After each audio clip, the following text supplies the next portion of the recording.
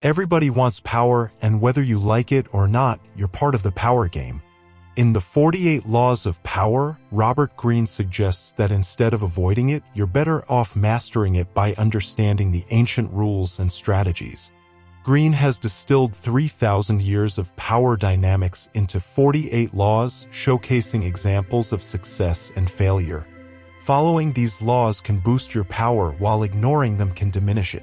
Greene provides practical insights, examples, and analyses to guide you. Originating from the aristocratic courts of old Europe, these laws revolve around a delicate dance for influence. Courtiers aim to serve the king, enhance their power, and fend off rivals. Deception played a crucial role, a skill still relevant in today's power dynamics. While the game hasn't changed much, it's become less literal. Deception now requires understanding human behavior, studying those around you, self-control, charm, adaptability, strategic thinking, and a dash of cunning. Here's a glimpse of the laws. Adopt a power mindset. Key takeaway: be strategic, not emotional. Identify goals and pursue them relentlessly. Example: Chinese Emperor Sung turned an enemy into an ally by hosting him, revealing evidence of a conspiracy, and making him a loyal follower. Communicate powerfully. Key takeaway: show, don't tell. Connect with others emotionally and win their hearts. Example: Michelangelo changed the perception of his sculpture's nose by altering the viewer's vantage point. Adopt behaviors that enhance your power. Key takeaway: conceal intentions, ingratiate yourself, and benefit covertly. Example: conman Victor Lustig disguised as a count, using distraction to rob people unnoticed. Take decisive action. Key takeaway: be ruthless. Crush opponents and exploit weaknesses. Example: Catherine de' Medici controlled ambitious men by using mistresses to gather information. Avoid these potential pitfalls. Key takeaway: maintain power without extremes. Watch for counterreactions. Example: Isabella preserved her city-state's independence through diplomatic finesse and strategic ambiguity. In essence, the 48 Laws of Power is a guide to navigating the timeless game of power with wisdom and finesse. Everyone desires power over people and events, always seeking more. Feeling powerless is universally disliked. Yet, wielding power is a tricky affair. It's a crucial asset, but being too overt or appearing power-hungry can be detrimental to your ambitions. You must maintain a facade of fairness and decency while harboring cunning and ruthlessness beneath. To master the game of power, study how it played out in the aristocratic courts of the old world, where similar rules apply today. Everyone schemed for power, serving a higher authority while subtly pursuing personal gain. The challenge was to seem civilized on the surface while outmaneuvering rivals. The game hasn't changed much, it's just become more nuanced. Presenting a fair and civilized image is essential, but applying these principles literally would be a strategic blunder. To navigate the power landscape, respect niceties while employing deception and strategic maneuvers. As Niccolò Machiavelli said, any man who tries to be good all the time is bound to come to ruin among the great number who are not good. Those skilled at the power game manipulate others subtly, ensuring they remain oblivious to the manipulation. Some, claiming to be anti-power, employ strategies to disguise their maneuvers, such as presenting weakness as a virtue or advocating equality while selectively rewarding. Becoming an expert player involves accepting that opting out of the power game only leads to misery. Mastering the 48 laws not only enhances your personal power but also benefits those around you. It's a game everyone plays, and being a skilled player spares others the pain of poorly played power dynamics. To navigate successfully, adopt a different worldview. Master your emotions, view the past and future objectively, change personas as needed, be patient, forget notions of good and evil, calculate costs, study people, and pursue power indirectly. This book serves as a guide to the art of deception, drawing on the wisdom of power players over 3,000 years. Observing the 48 laws usually increases your power, while ignoring them erodes it.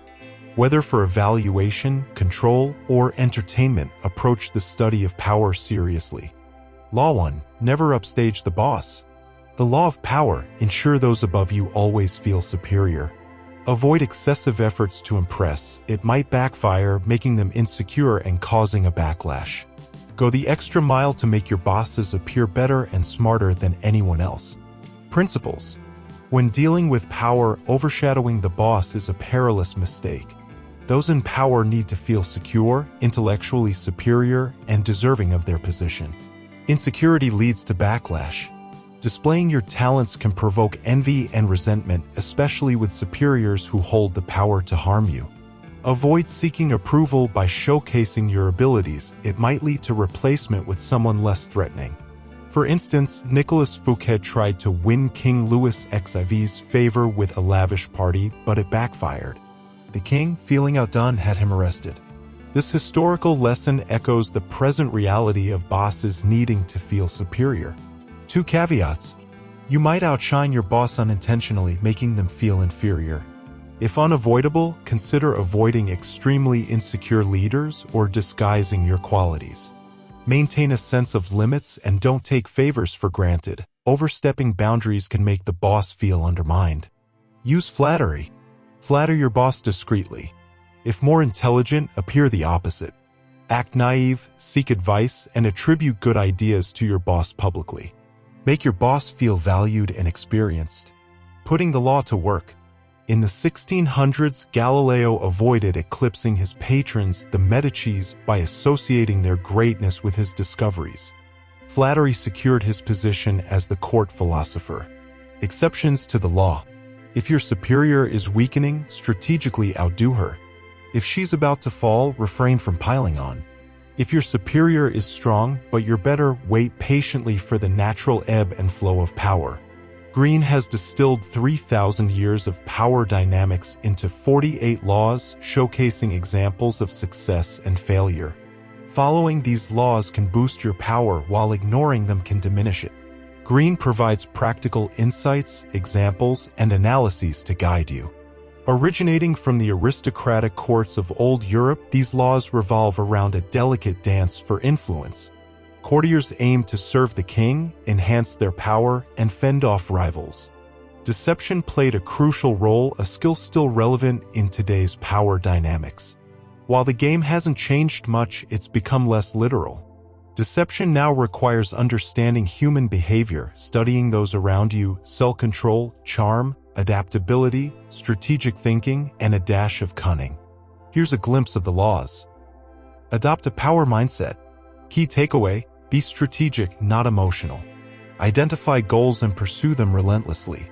Example: Chinese Emperor Sung turned an enemy into an ally by hosting him, revealing evidence of a conspiracy, and making him a loyal follower. Communicate powerfully. Key takeaway: show, don't tell. Connect with others emotionally and win their hearts. Example: Michelangelo changed the perception of his sculpture's nose by altering the viewer's vantage point. Adopt behaviors that enhance your power.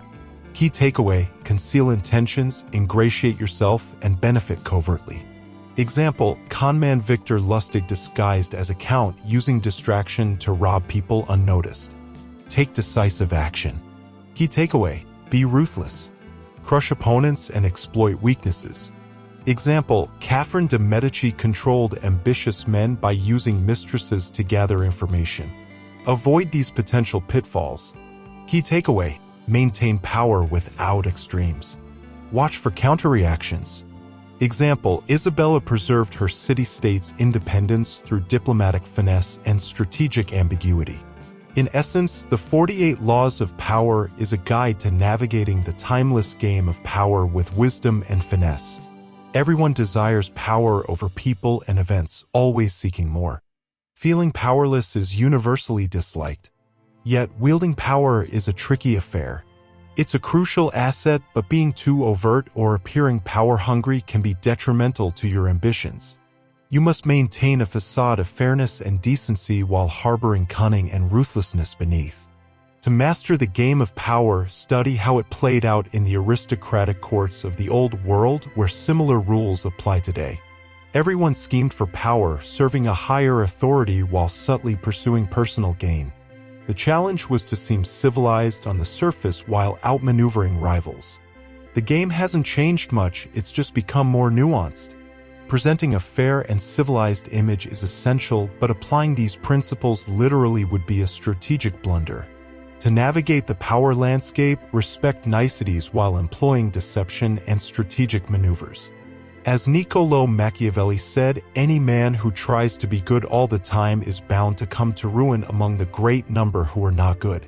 Those skilled at the power game manipulate others subtly, ensuring they remain oblivious to the manipulation. Some, claiming to be anti-power, employ strategies to disguise their maneuvers, such as presenting weakness as a virtue or advocating equality while selectively rewarding. Becoming an expert player involves accepting that opting out of the power game only leads to misery. Mastering the 48 laws not only enhances your personal power but also benefits those around you.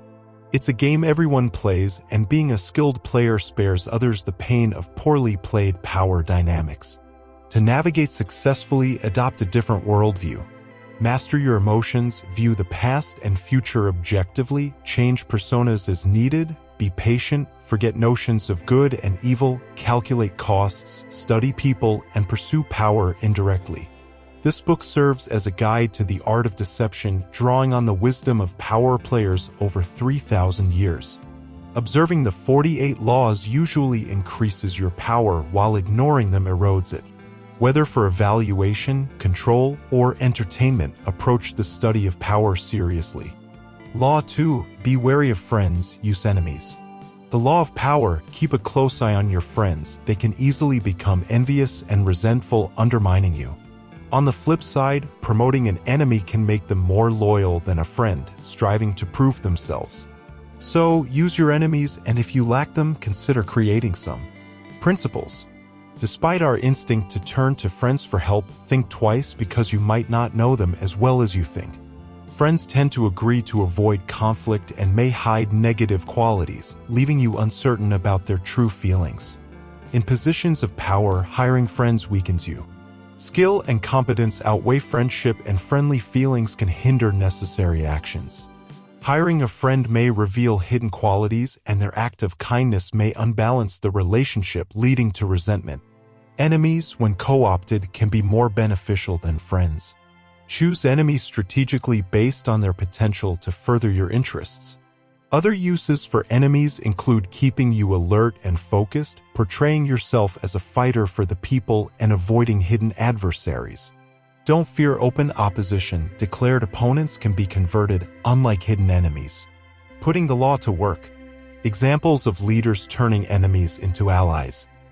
Talleyrand, Napoleon's foreign minister, turned to his former enemy Fouché to thwart Napoleon, sharing a mutual interest in undermining him. Henry Kissinger co-opted those who disagreed with him, even winning over anti-war activists who had plotted against him. Chinese Emperor Sung converted an enemy, King Shu, into an ally through unexpected generosity and strategic sparing. Exceptions to the law. While converting enemies is crucial, friends can be more useful for specific tasks, like doing dirty work and serving as convenient scapegoats in case of failure. Choose someone close but not too important to maintain strategic relationships. Law 3. Hide what you're up to. The law of power: always keep your true intentions hidden. If you keep people off balance and in the dark, they can't counter your efforts. Send them down the wrong path with a red herring or create a smokescreen, and by the time they realize your true agenda, it will be too late for them to interfere. Part 1. Use decoys and red herrings. Sublaw: to deceive people about your real intentions, take preemptive action to mislead by using decoys and red herrings. Employ tools such as fake sincerity, ambiguity, and lures, and people won't be able to differentiate the genuine from the false to see your goal. Principles. Many people wear their feelings on their sleeve. When it comes to plans and intentions, they're quick to spill the beans at the slightest provocation. People tend to be open books because talking about feelings and intentions comes naturally. Watching your mouth, monitoring and controlling what you say, takes effort. Moreover, they believe honesty and openness will win people over. However, honesty has distinct downsides. Honesty may offend rather than appeal. It's often better to tell people what they want to hear than the less flattering truth. If you're totally honest and open, people won't respect or fear you, as predictability undermines power. In contrast, gain and maintain the upper hand by concealing your intentions. Hiding your intentions is easy because people naturally trust appearances, and doubting what they see and hear is too exhausting. So, present a decoy or red herring, something phony intended to attract attention and mislead, and people will take the appearance for reality, failing to notice your true actions. For example, divert attention from your true goals by supporting an idea or a cause you publicly opposed. Most people will believe in a genuine change of heart because people don't usually change sides frivolously. Conversely, pretend to desire something you're not genuinely interested in, confusing your opponents. In 1711, the Duke of Marlborough used a decoy to destroy a French fort blocking his invasion route. He made it appear as if he wanted to maintain and strengthen the fort, letting the French recapture it before destroying it and marching into France. Try false sincerity. Aside from broadcasting a fake goal, use false sincerity as a red herring to mislead. People are likely to mistake it for honesty, trusting appearances, and wanting to believe in others' honesty. Adding authority to your words, appearing to believe what you say can be effective. For example, Iago destroyed Othello by feigning deep concern about Desdemona's supposed infidelity. Othello trusted his false sincerity. Avoid overdoing fake sincerity to prevent arousing suspicions. To enhance its effectiveness, publicly emphasize the importance of honesty as a social value. Underscore your supposed honesty by occasionally revealing something seemingly personal but fake or irrelevant.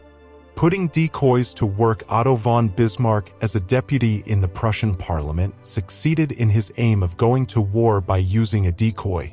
In the mid-1800s, when Germany debated unification and war against Austria, Bismarck opposed war at the time but distracted Austria by giving a speech against war and praising them.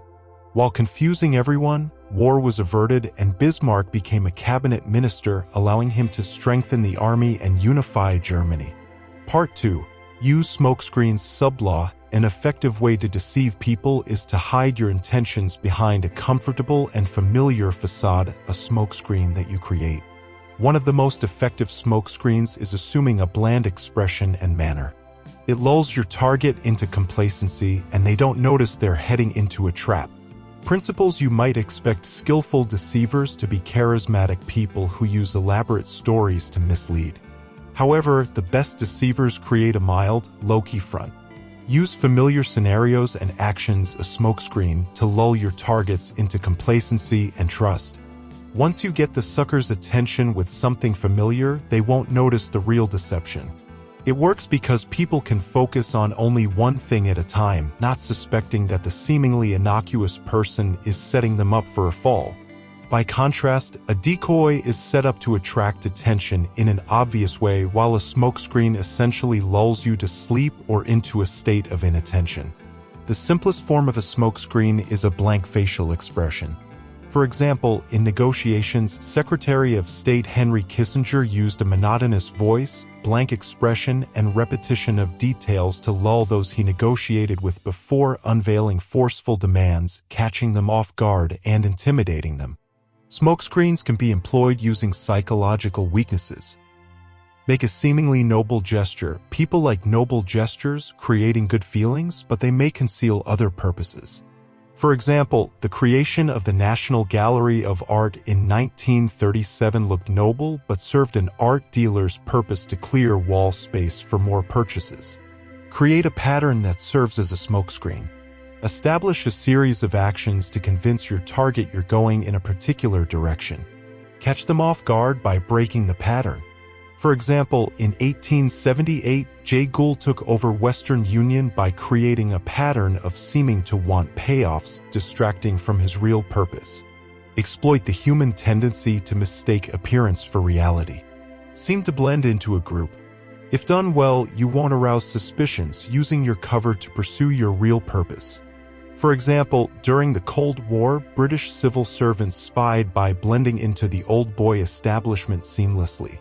Creating a bland persona and making yourself inconspicuous requires patience and restraint, but your inscrutability creates an impression of power.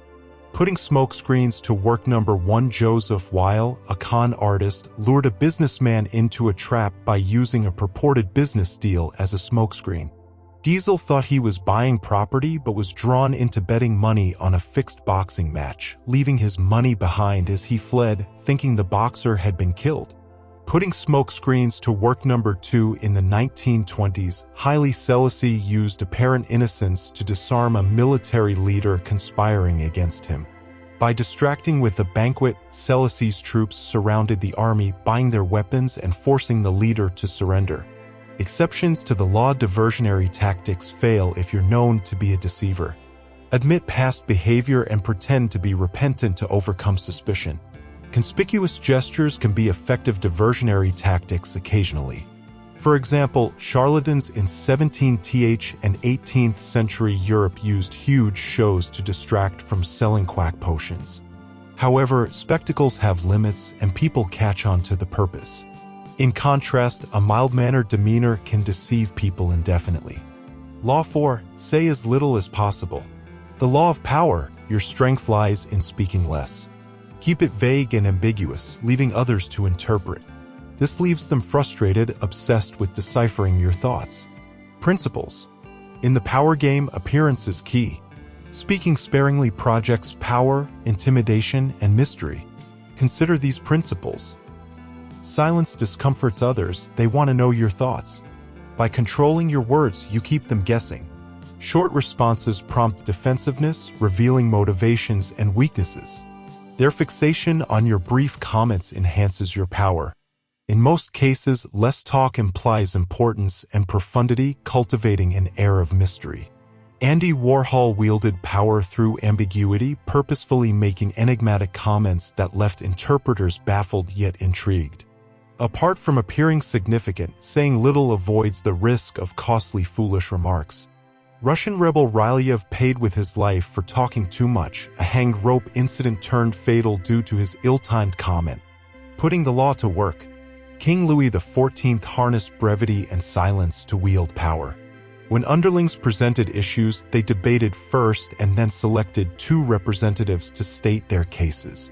Louis XIV listened silently, maintaining an unpredictable stance.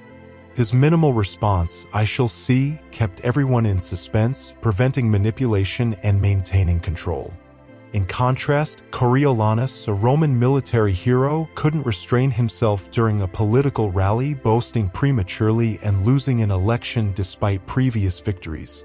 Exceptions to the law. Silence isn't always ideal. It may breed suspicion, especially with superiors, causing insecurity. Sometimes feigning foolishness conceals intelligence effectively.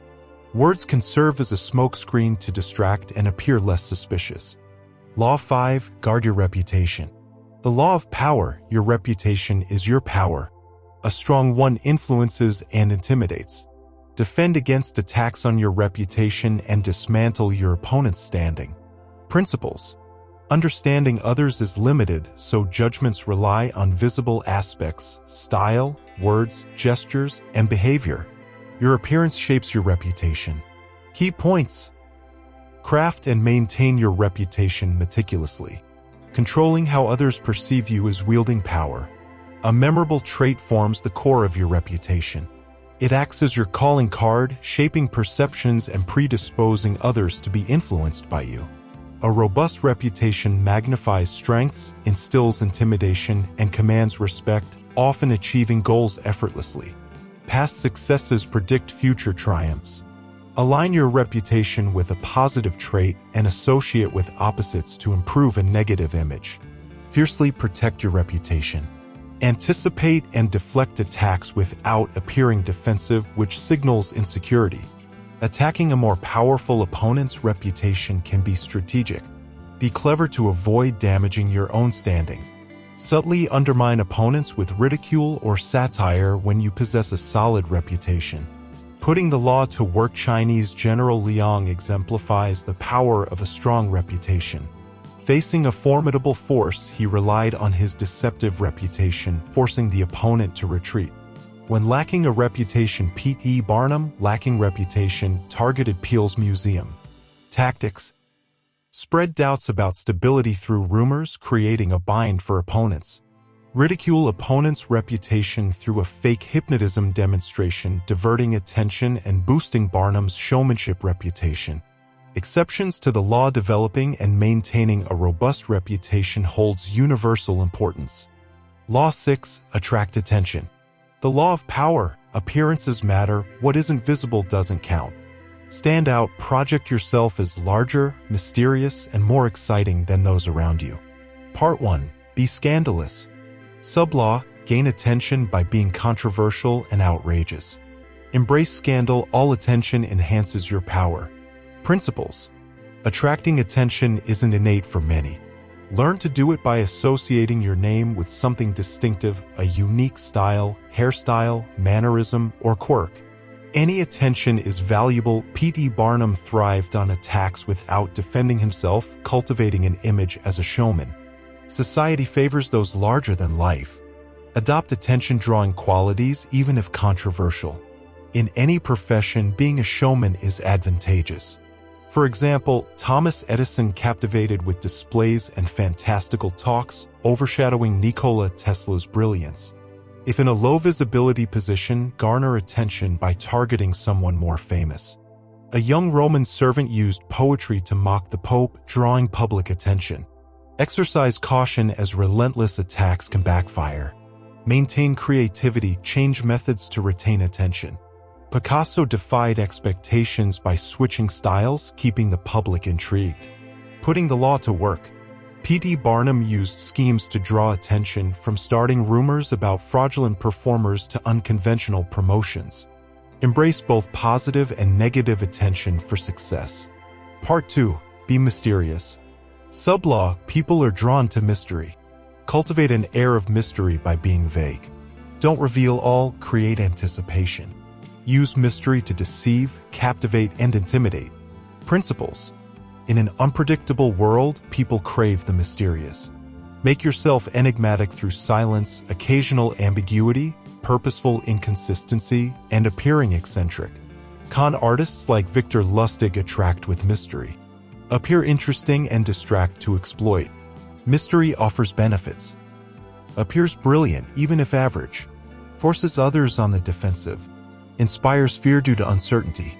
Draws attention, creating an intimidating leadership presence. If unable to be mysterious consistently, create enigmas periodically to keep others focused. Putting the law to work. Number 1. Hannibal escaped a trap by creating a mystery with torches tied to oxen, stampeding to create confusion. Putting the law to work. Number 2. Mata Hari captivated Europe through dance and changing stories, creating fascination and wealth. Eventually exposed as Margaretha Zell, her mystery led to accusations and execution. Exceptions to the law. Evolve tactics to avoid boredom as you succeed. Balance mystery, don't become threatening. Recognize when to seek or avoid the spotlight, adjusting to the situation. Lola Montez suffered for excessive attention-seeking, breaking custom, and being ignored. Law 7. Take credit for others' work. The law of power. Leverage others to do your work. Harness their skills, time, and energy to advance your goals while claiming full credit.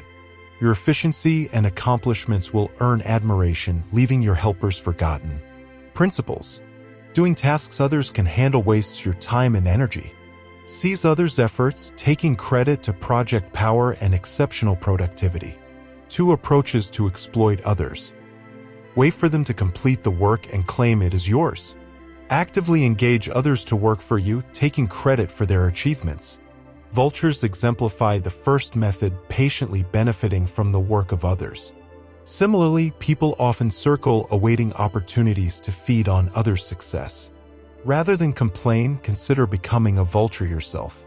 Francisco Pizarro represents the first method, exploiting others after they've done the work. He betrayed and aided in executing Balboa, claiming credit for discovering the Incan Empire. The artist Peter Paul Rubens employed the second method, recruiting skilled painters to fulfill numerous painting requests efficiently. Clients admired his ability to produce multiple paintings swiftly. Taking credit for others' extensive work creates an impression of remarkable ability. Be a user of others' efforts, avoiding the pitfalls of attempting everything alone. Utilize the efforts of those who came before you. Isaac Newton appropriated discoveries from ancient scientists, and Shakespeare borrowed plots from writers like Plutarch. Putting the law to work.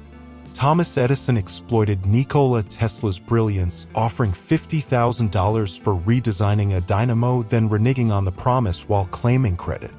Edison identified trends, hired others, and claimed their work, unlike Tesla, who struggled alone. Be a vulture, conserve energy, and avoid burnout.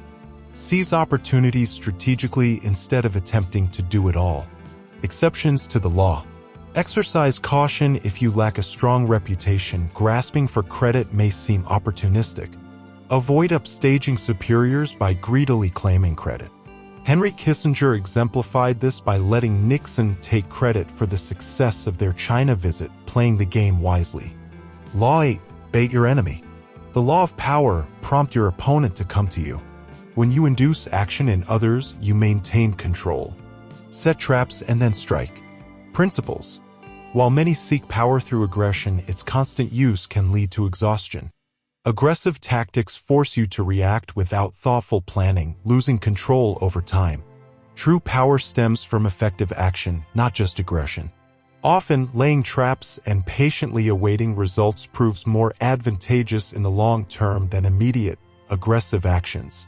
Instead of reacting to opponents, keep the initiative by making them react to you. By making others come to you, you dictate the situation and keep them on the defensive. To achieve this, follow these steps. Manage your emotions, avoiding impulsive actions. Exploit others' emotional reactions when pressuring or baiting them. Making opponents come to you is a more potent tool than sheer aggression. For example, Talleyrand enticed Napoleon back to France, strategically depleting his energy and ultimately defeating him. By making your opponent approach you, you force them to operate on your terms, inducing nervousness and defensiveness.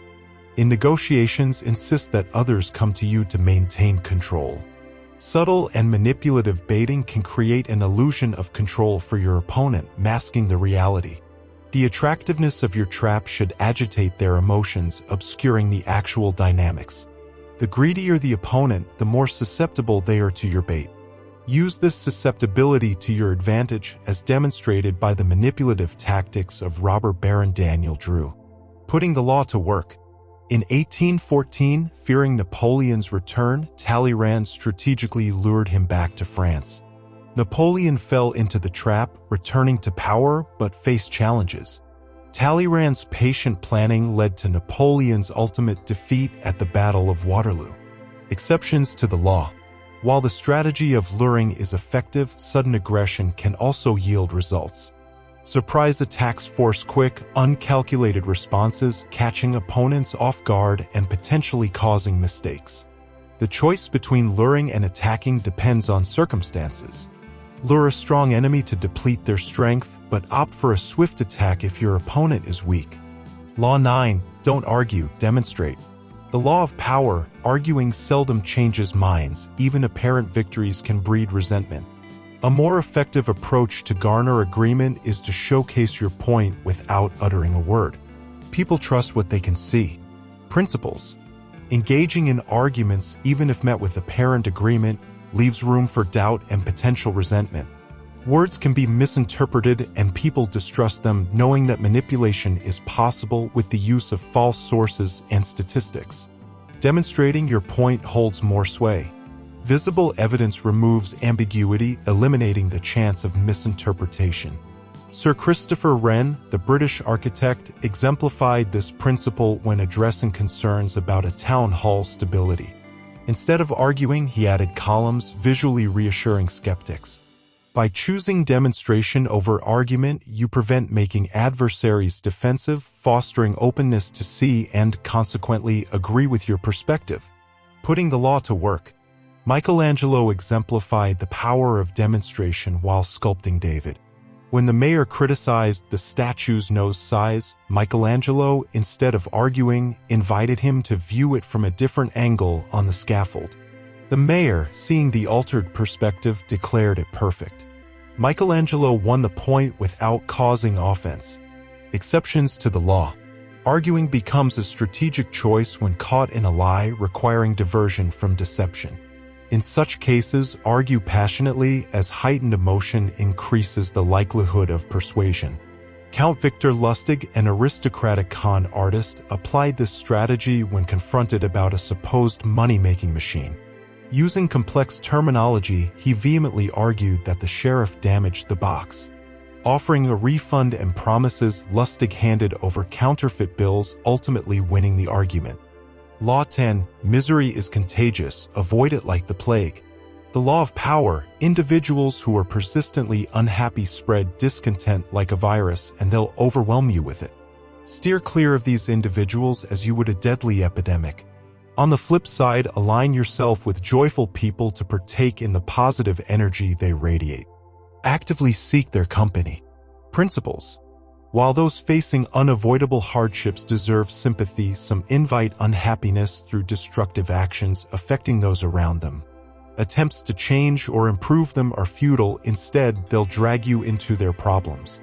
People absorb the emotions of those they spend time with, and the influence of chronically unhappy individuals is particularly potent due to its intensity.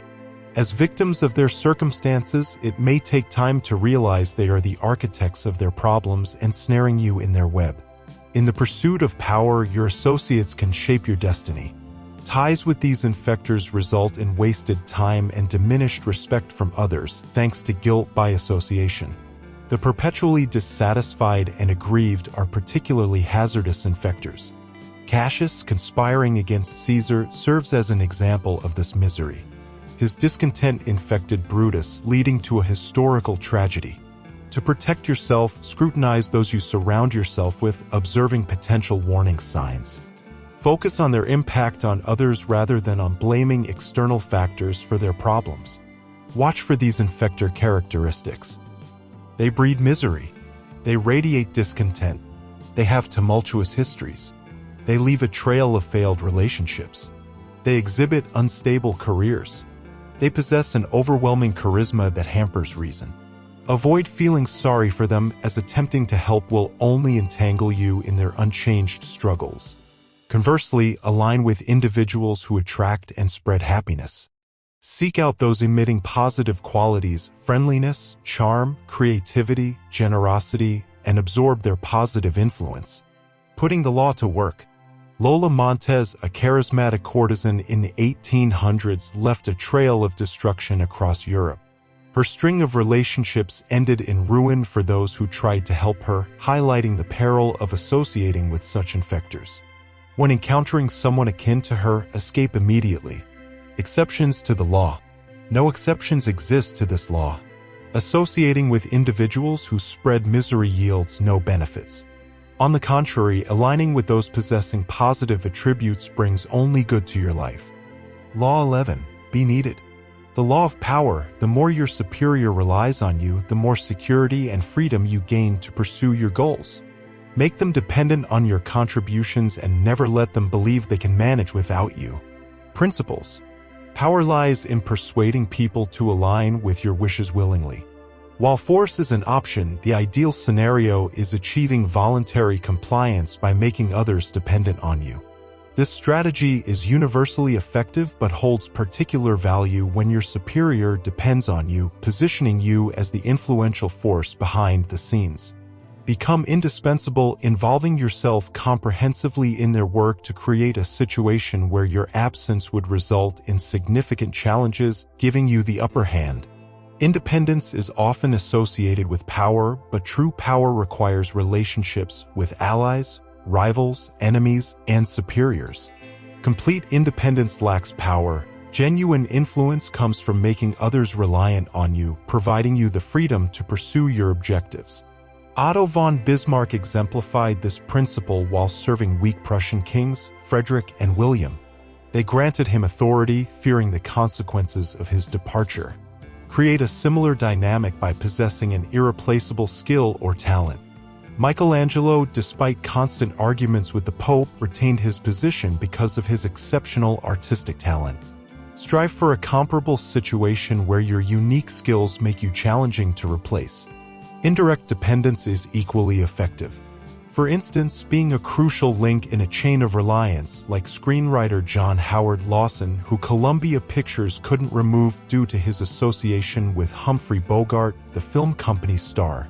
2 approaches to wielding your talent effectively include specializing in one exceptional skill, more transportable, or applying your talents broadly, as seen in Henry Kissinger's broad involvement in Richard Nixon's administration.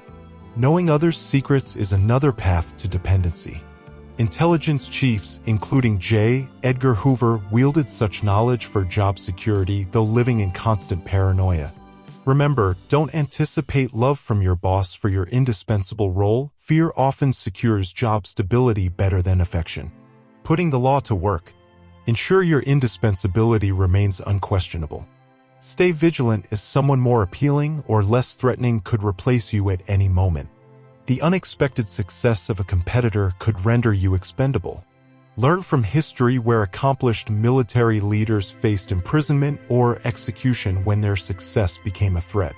Otto von Bismarck, however, ensured his irreplaceability by aligning with weak kings, building mutual dependence. Exceptions to the law.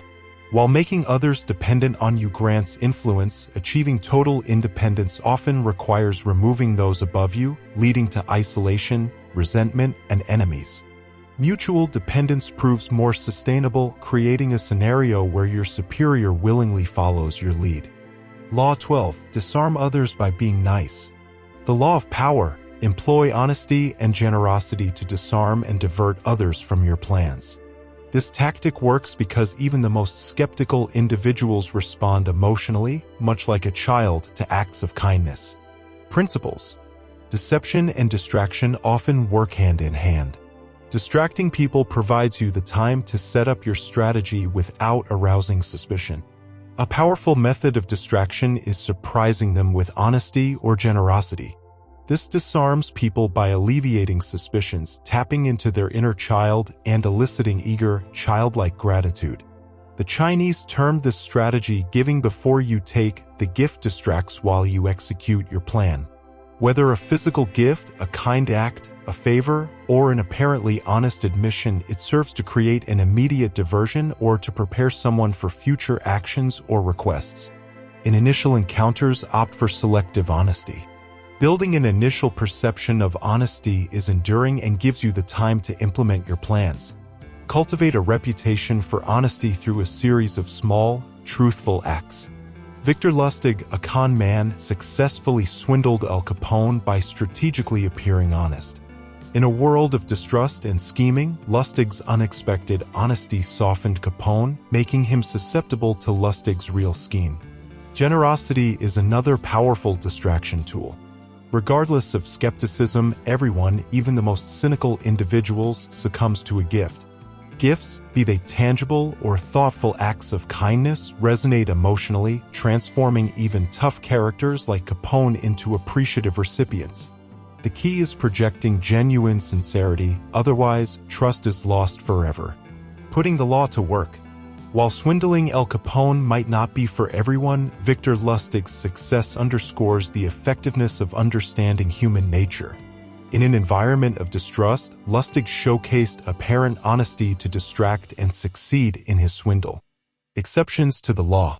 Feigned generosity or honesty won't deceive if you already have a reputation for deceit. In such cases, embrace your identity as a scoundrel. Talleyrand, a known deceiver, openly told lies, confusing people enough to obscure his true intentions. Victor Lustig, in selling the Eiffel Tower twice, used his dishonesty as a cover for his schemes. Oddly, you can use your honesty about your deceit as an unconventional cover.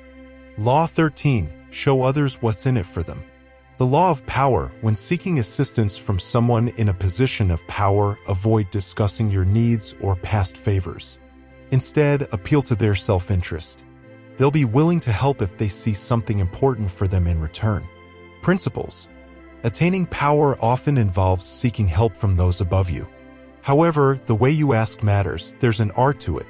To succeed, shift the focus from your needs to the other person's desires. They likely don't care much about your needs, and emphasizing them may make you seem desperate or annoying. Avoid basing your appeal on irrelevant factors like loyalty, friendship, or past favors. Instead, understand what motivates the other person, putting yourself in their shoes. Identify their ambitions or challenges and offer ways to address them. Highlight how fulfilling your request benefits them personally or advances their goals. Contrastingly, in the 16th century, Portuguese missionaries tried to convert the Japanese to Catholicism during trade negotiations, irritating the emperor. When the Dutch arrived, they offered expertise in firearms and navigation, aligning with Japanese interests, leading to the exclusive trade partnership. Putting the law to work. When dealing with someone powerful, appeals to justice, reciprocity, or gratitude might backfire. If your target understands only self-interest and force, appeal to their self-interest. Stefano di Poggio learned this the hard way when, expecting gratitude for stopping a conflict, he and his family were imprisoned and executed. Contrast this with the success of Corcyra, which, instead of invoking past favors, focused on the future benefits of an alliance with Athens. The Athenians voted in favor, demonstrating that pragmatism and self-interest prevail. Exceptions to the law. Some individuals may be insulted by appeals to self-interest, preferring to see themselves as altruistic.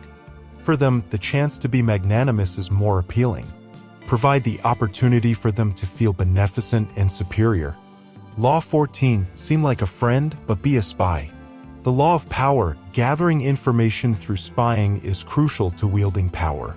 Understanding your opponent's secrets allows you to predict their actions and manipulate them.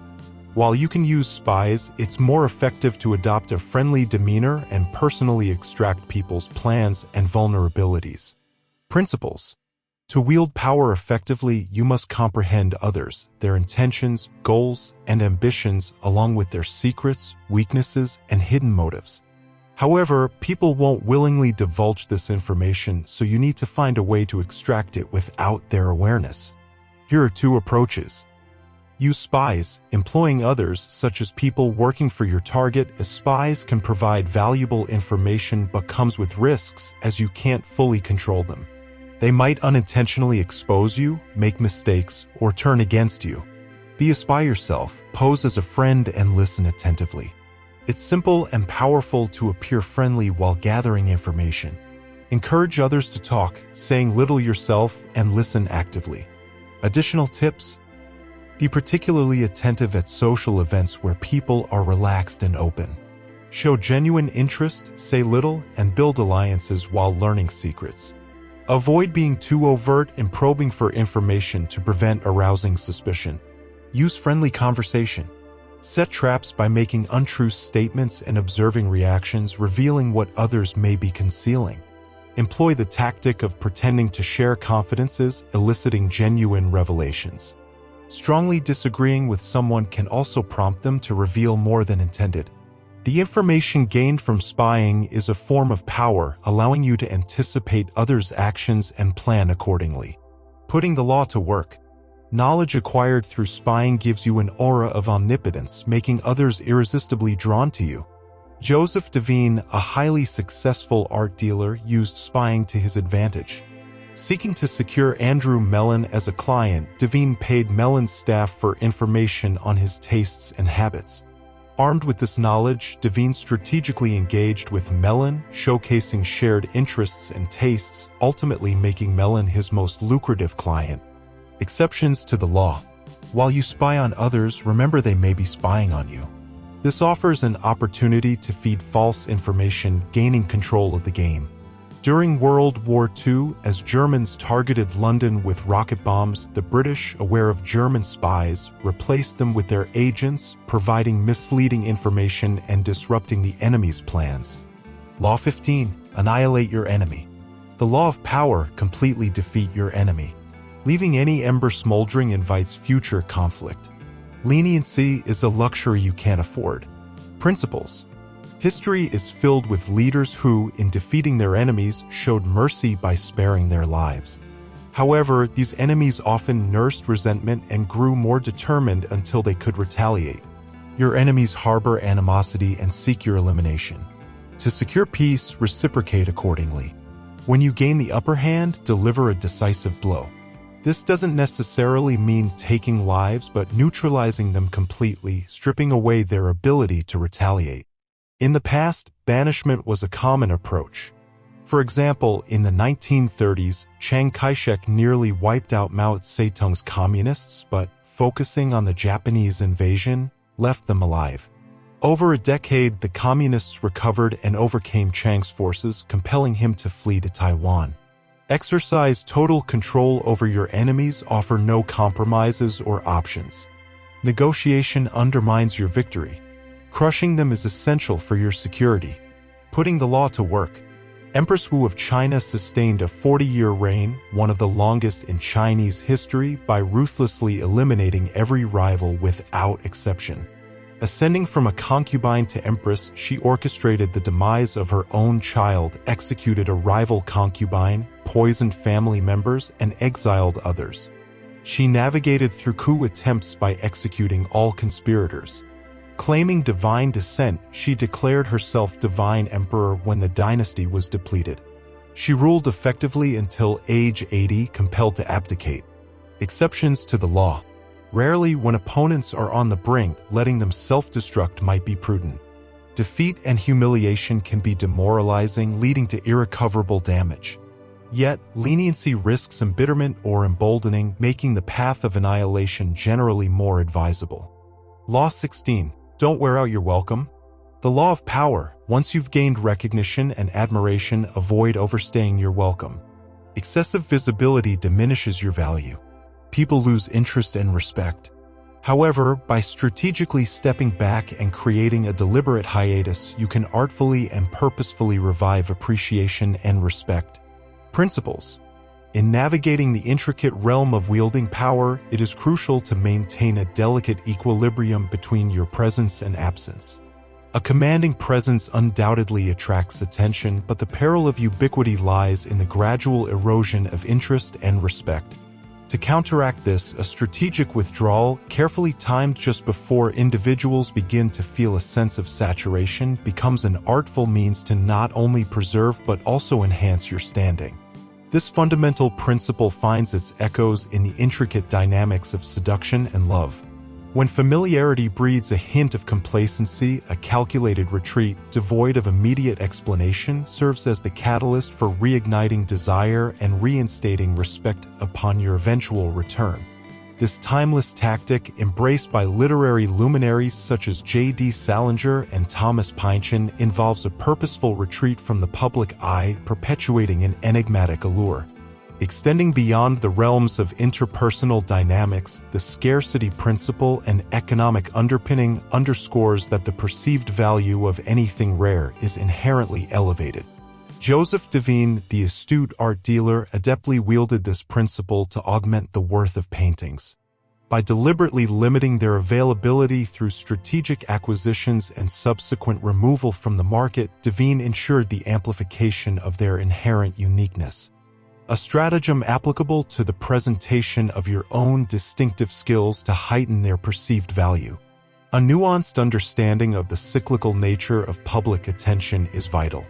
Recognition of the opportune moment to gracefully bow out from the spotlight just before the inevitable onset of audience fatigue emerges as a strategic imperative.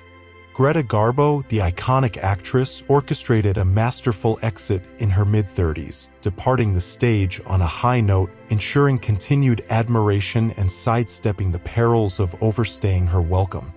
In essence, the art of making oneself less accessible becomes a deliberate and calculated endeavor, intricately interwoven with the enhancement of perceived value.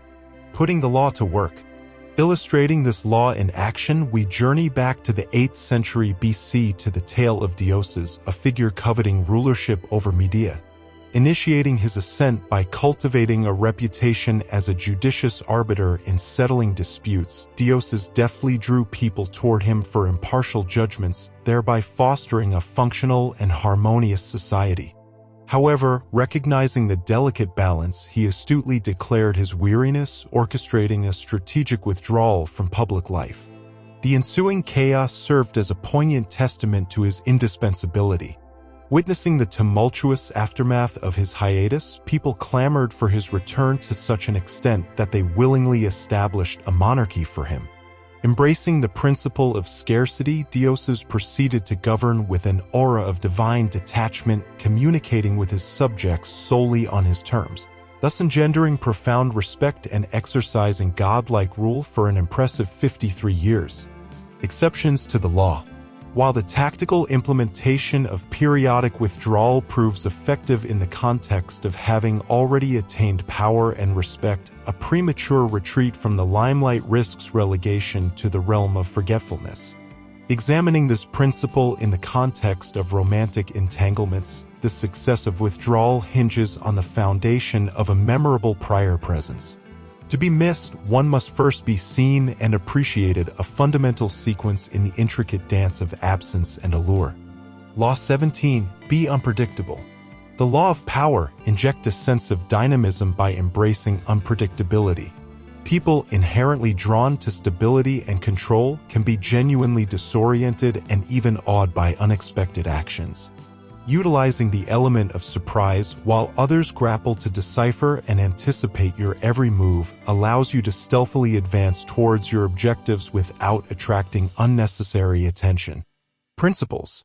Much like the sudden and unforeseeable impact of events such as tornadoes and flash floods induces fear, you can evoke a similar response in people by introducing a calculated dose of unpredictability into your actions.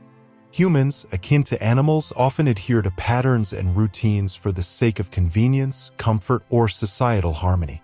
However, for wielding power with finesse, the strategic introduction of an element of unpredictability emerges as a potent tool. By catching others off guard with unforeseen actions, you not only create an atmosphere of uncertainty but also keep them perpetually off balance, potentially leading them into inadvertent errors. This strategic maneuver retains its efficacy even when faced with an underdog position. In the Civil War, General Stonewall Jackson confounded significantly larger Union forces through the implementation of unpredictable maneuvers, transforming what appeared to be an impending defeat into a strategic draw. Whether navigating military challenges or deftly handling everyday scenarios, the deliberate incorporation of random and inexplicable acts can not only intimidate but also keep adversaries consistently on the defensive. Beyond merely unsettling others, the art of unpredictability naturally draws attention and fuels discussions as individuals strive to unravel the enigma behind your motives. Being unpredictable, therefore, becomes a multifaceted tool that not only instills fear but also commands a profound sense of respect. Putting the law to work.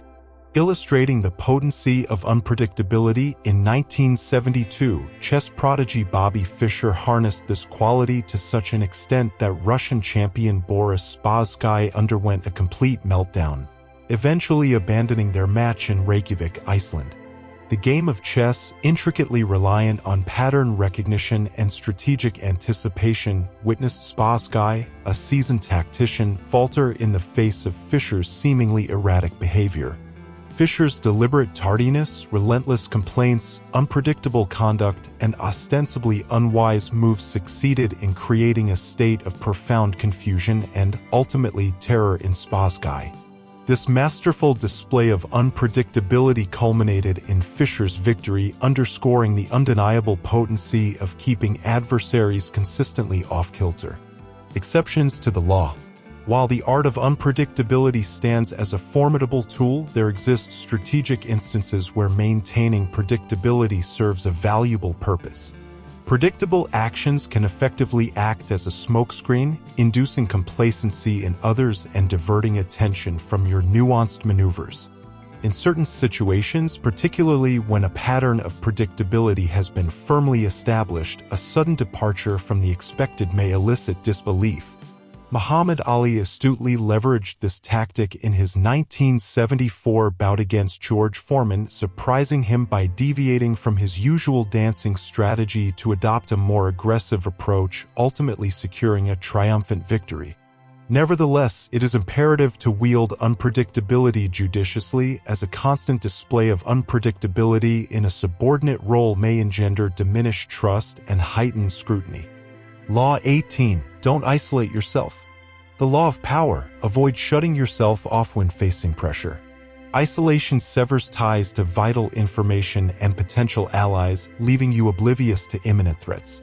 Instead, prioritize sociability. Engaging with others amplifies your influence. Principles. In moments of pressure or threat, the inclination to withdraw and isolate can be strong.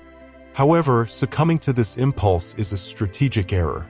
Military leaders grasp the peril of enclosing themselves within protective walls.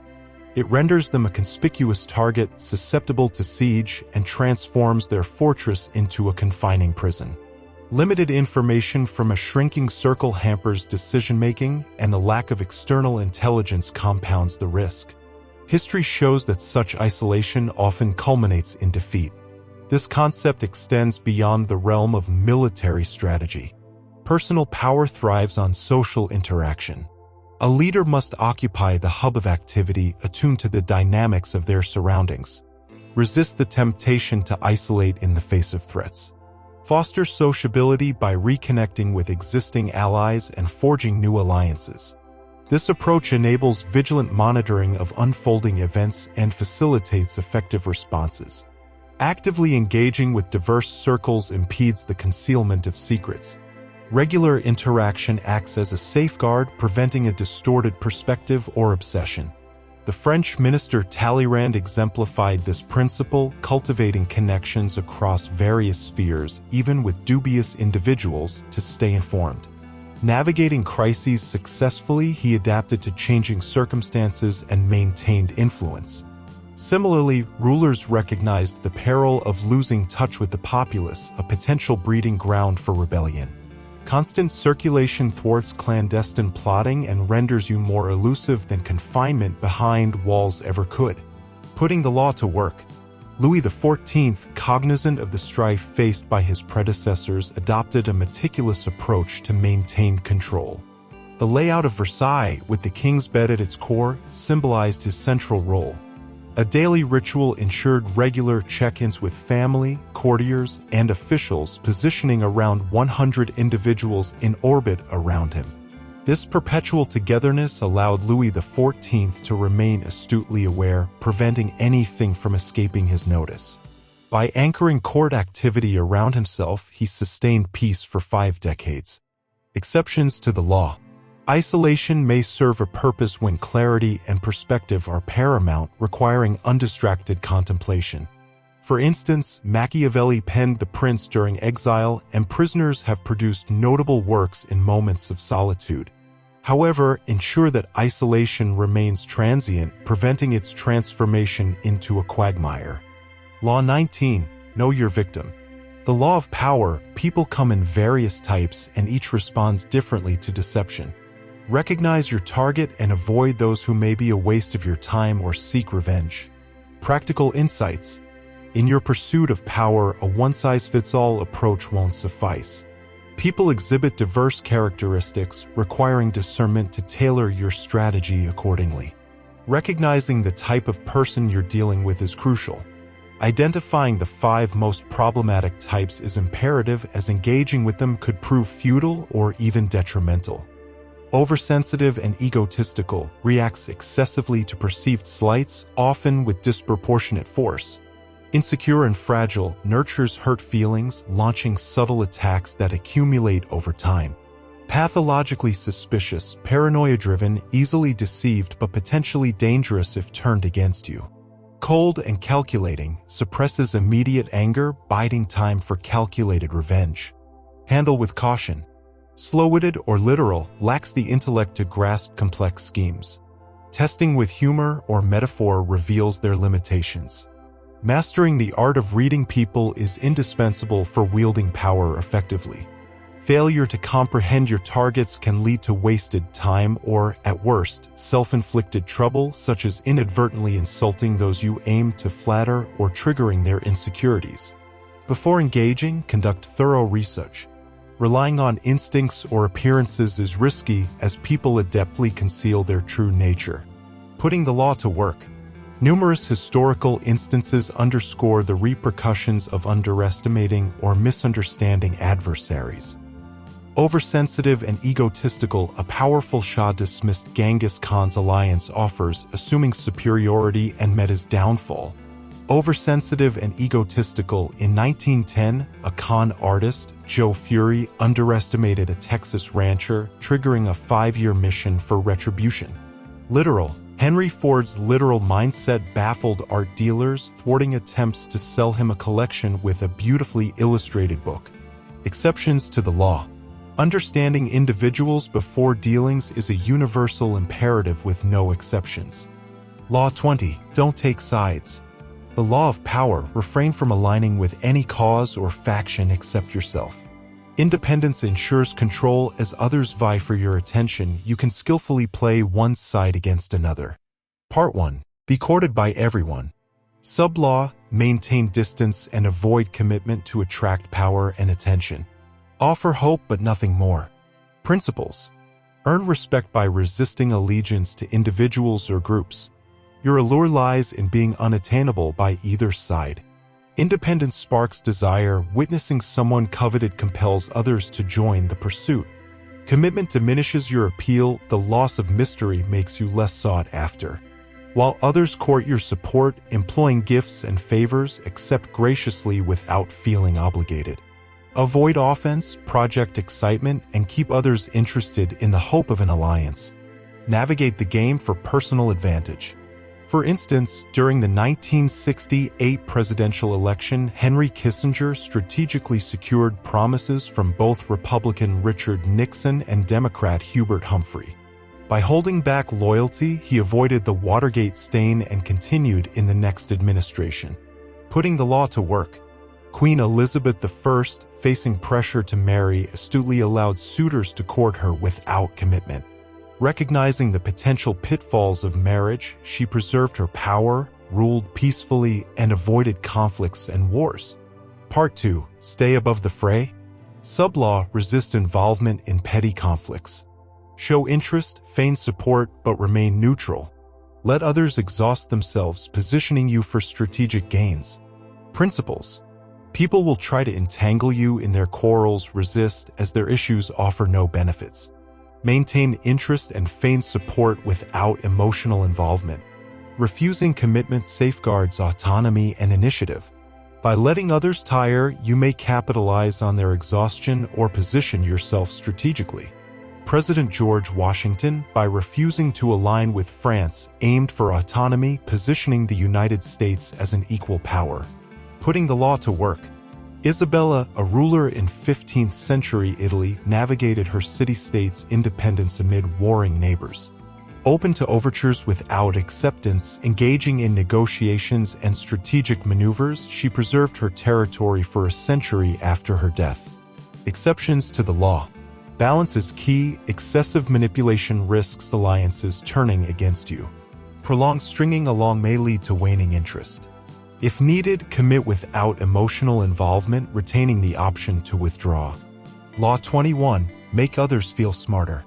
The law of power, present yourself as less intelligent to disarm suspicions and win others over, creating an environment where your intentions go unnoticed.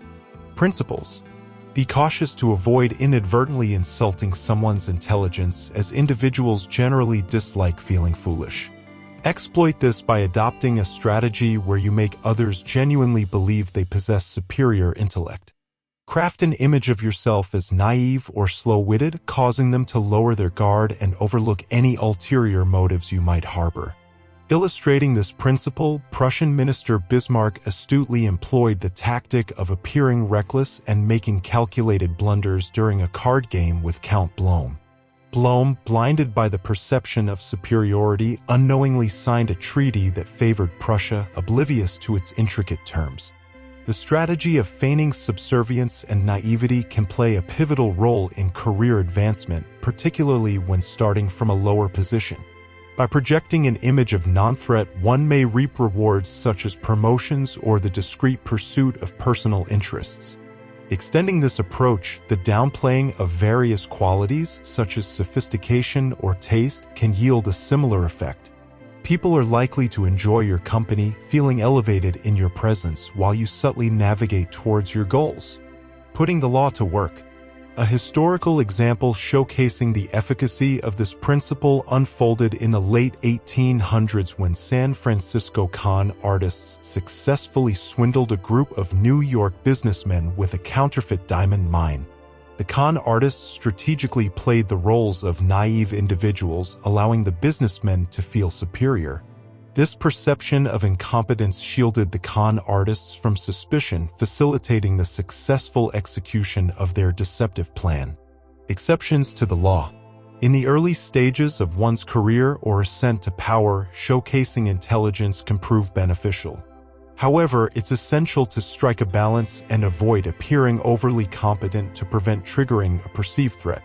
In certain situations, emphasizing intelligence and authority can effectively divert attention from potential deception, as exemplified by the actions of art dealer Joseph Devine. Law 22. Surrender to win. The law of power. Embrace surrender as a strategic tool. When faced with inferiority, yield instead of engaging in an honor-bound fight. This grants you the opportunity to fortify yourself, undermine your conqueror, and await the weakening of their power. Victory will be yours in due course. Principles.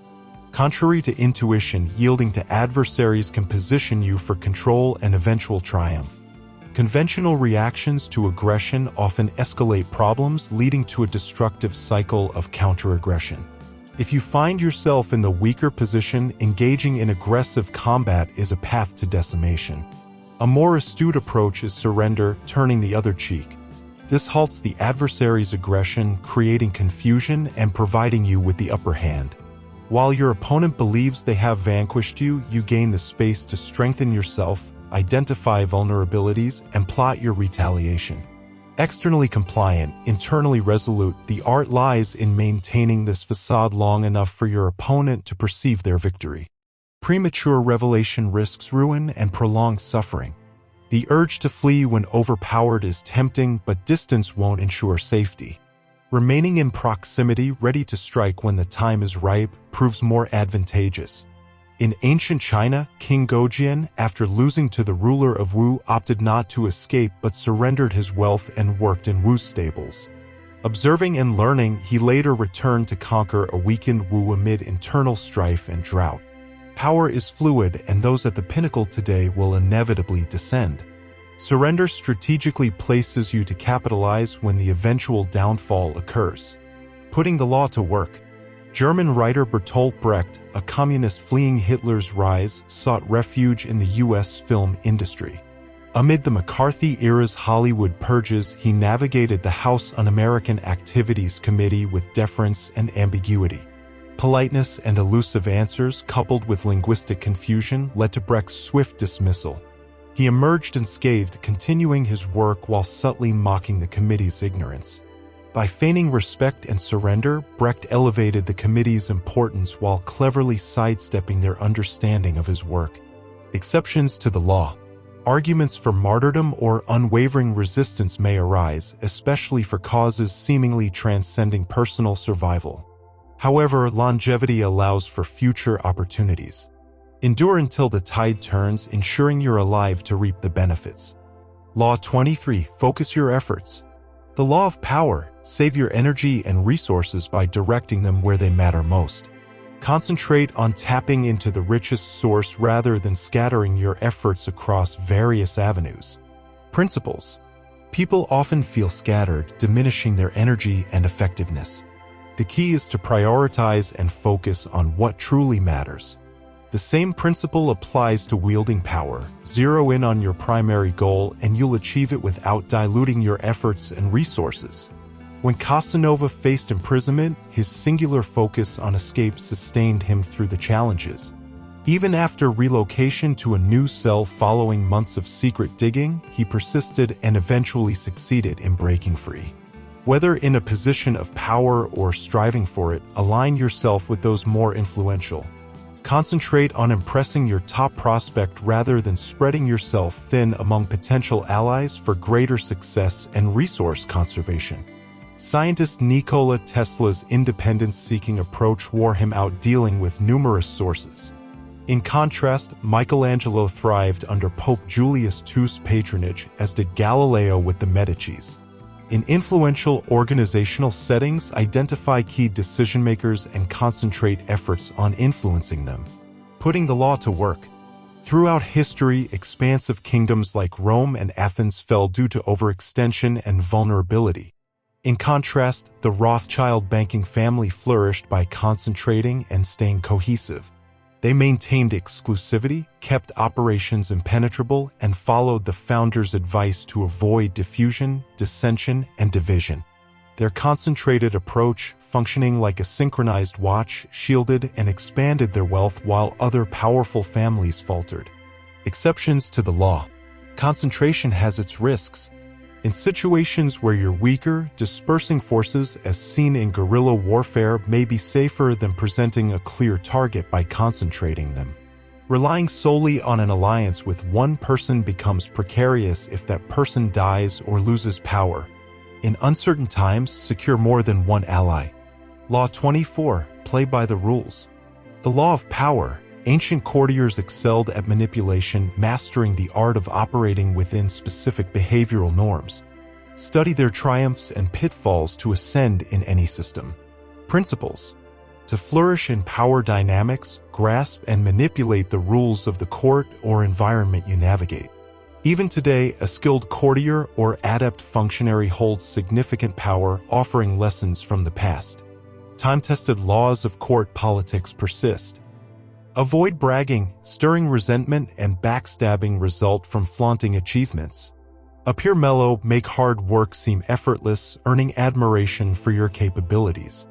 Be judicious with flattery. Subtle flattery prevents suspicion, downplaying your talents to elevate superiors. Be noticed. In a good way, strike a balance between being noticed and self-promotion, adopting a distinctive style without going overboard. Adjust your style, adapt your style and speech to different occasions, ensuring effectiveness in diverse cultures and situations. Avoid being the bearer of bad news. Shift the responsibility for delivering bad news to a colleague to escape repercussions. Maintain professional distance with your boss. Strike a balance between friendliness and formality with your boss, avoiding overfamiliarity. Avoid direct criticism of superiors. Share negative feedback indirectly and gently to prevent backlash. Rarely ask superiors for favors. Minimize requests to avoid guilt and irritation, earning favors through merit. Refrain from joking about appearance. Never mock a superior's appearance or taste, even in their absence, to prevent future consequences. Avoid being overly critical. Constant criticism invites reciprocal criticism, while acknowledging others' achievements draws attention to your own. Be self-aware. View yourself as others likely see you to avoid offensive behavior. Control your emotions. Disguise genuine feelings, showcasing required emotions like an actor, including control over facial expressions. Keep up with the times. Balance modernity with conservatism, avoiding extremes to maintain relevance. Be a joy to be around. Foster a pleasant demeanor to make others enjoy your company or, at the very least, minimize less favorable qualities. Putting the law to work. Historical examples, successes. Han Dynasty Chronicles. Chinese scholars used indirect warnings in court chronicles to alert the emperor to potential mistakes without criticism. Manset and Louis XIV. Architect Manset made the king look smarter by including small flaws in his drawings, securing a major commission for Versailles. Failures. Callisthenes and Alexander the Great. Ignoring court etiquette, Callisthenes spoke bluntly to Alexander the Great, resulting in his demise. Lesson: superiors may not always appreciate unvarnished truth. Beau Brummel and the Prince of Wales. English dandy Beau Brummel's jokes about the prince's appearance led to his ejection from court and eventual poverty. Never mock a superior's looks. Exceptions to the law. Cautionary note: conceal your schemes to avoid exposure. Napoleon's minister Talleyrand faced consequences when caught in a scheme, taking months to regain trust, with Napoleon never fully forgiving him. Law 25. Reinvent yourself. The law of power. Craft a striking new image that captures attention, steering clear of others defining you. Adapt your appearance and emotions to the context, or orchestrate compelling dramas to underscore your actions. Principles. While birth and experiences shape your character, taking an active role in shaping and reshaping yourself according to circumstances is crucial for wielding power. Firstly, practice self-awareness by adopting the persona needed for each occasion like an actor on a stage. Secondly, construct a distinctive character or image that stands out. Abraham Lincoln, for instance, drew notice by portraying himself as a humble country lawyer, complete with hat, clothing, and beard. Creating a memorable appearance is not enough. You must also craft a narrative, a drama with suspense, rising and falling action, leading to a climax. FDR strategically staged impactful events to maximize their effect, from bold speeches to swift legislative moves. In addition to self-promotion, use drama for confusion or deception as demonstrated by playwright Bertolt Brecht before the House Un-American Activities Committee. Julius Caesar utilized a beau geste with his crossing of the Rubicon, initiating the Roman Civil War, a climactic action affirming his heroic image. Leverage entrances and exits for dramatic impact, but avoid overacting. Putting the law to work. Julius Caesar, a master of appearances, staged dramatic events, dressed theatrically, and strategically delivered his lines. In battle, he rode a prominent horse, symbolizing his godlike status. Even in his final moments, Caesar embraced the dramatic. Similarly, in 1800s Paris, Aurore Dupin-Dudevant transformed into George Sand, a male author. Successfully navigating the literary world, she periodically altered her character to evade monotony while maintaining her true self in private. Refusing societal constraints on women, she wielded a powerful role, controlling her destiny. Exceptions to the law. No exceptions exist. Skillfully craft and play your roles, avoiding poorly executed theater, as bad performances are universally disliked. Law 26. Keep your hands clean. The law of power. In the complex landscape of power dynamics, errors are an inevitable aspect and intricate situations frequently arise. However, it is of utmost importance to meticulously uphold cleanliness in your actions. This entails not only deftly concealing your mistakes but also strategically designating scapegoats to bear the brunt of blame and enlisting the services of cat's paws or fixers to adeptly navigate and resolve issues, all the while shrouding your direct involvement. Part 1. Meticulously conceal your mistakes. Sub-law. The foundation of your reputation rests more on what remains obscured than what is laid bare. Astute individuals, well-versed in the nuances of power dynamics, understand the significance of not only concealing errors but also orchestrating scenarios where someone else willingly assumes the mantle of blame. It is prudent to keep a readily available scapegoat for such exigencies. Principles. The adept handling of mistakes is a defining characteristic of powerful individuals. The pitfalls of making excuses or offering apologies are manifest as they inevitably raise suspicions regarding competence and motives. Swiftly diverting attention to an alternative source is pivotal, necessitating the strategic implementation of a scapegoat. Throughout history, the symbolic role of scapegoats has been evident, from ancient Hebrew rituals to the sacrificial practices of various civilizations. Even in modern leadership, figures like Mao and FDR resorted to scapegoats as a means to deflect failure and preserve their image. Guidelines for employing scapegoats. Opting for innocent parties helps sidestep martyrdom. Exercising caution to avoid inadvertently creating martyrs is paramount. The focus should consistently remain on portraying oneself as the victim. Selecting an individual of higher power can be an effective choice. Choosing a close associate sets the stage for a dramatic fall, adding a layer of intrigue to the narrative. Putting the law to work. Illustratively, a Chinese general grappling with logistical challenges pertaining to his army's food supply opted to scapegoat his chief supply officer, skillfully averting the imminent threat of mutiny. Part 2. Strategic deployment of a cat's paw. Sub-law. When confronted with tasks that may elicit public disapproval, astute individuals enlist the services of a cat's paw or fixer to execute these tasks, thereby shielding themselves from potential harm or culpability. The term cat's paw draws its origins from an anecdote involving a monkey using a cat's paw to retrieve chestnuts from a fire, securing the desired outcome without incurring harm. Principles: the utilization of cat's paws serves a dual purpose, preserving outward appearances by ensuring one's hands remain untarnished and conserving valuable energy and effort. Similar to the strategic handling of scapegoats, it may be necessary to discreetly phase out a cat's paw once their role reaches its conclusion. The historical precedent set by Joseph Weil, a proficient con artist, exemplifies the adept use of cat's paws to execute schemes while diverting attention away from the mastermind. Another strategic approach involves presenting oneself as a potential cat's paw to curry favor with a superior, demonstrating loyalty and a willingness to shoulder burdensome responsibilities. An illustrative scenario showcasing energy conservation involves a therapist leveraging a wife as a cat's paw to incite her husband's participation in counseling. Putting the law to work, Cleopatra masterfully employed Julius Caesar and Mark Antony as unwitting cat's paws to eliminate political rivals and consolidate her hold on power. Astutely maneuvering behind the scenes, she directed their actions to achieve her objectives while maintaining an air of strategic mystique. Strategically positioning oneself as a cat's paw, akin to the actions of a Japanese man named Daizen, offers an insightful model.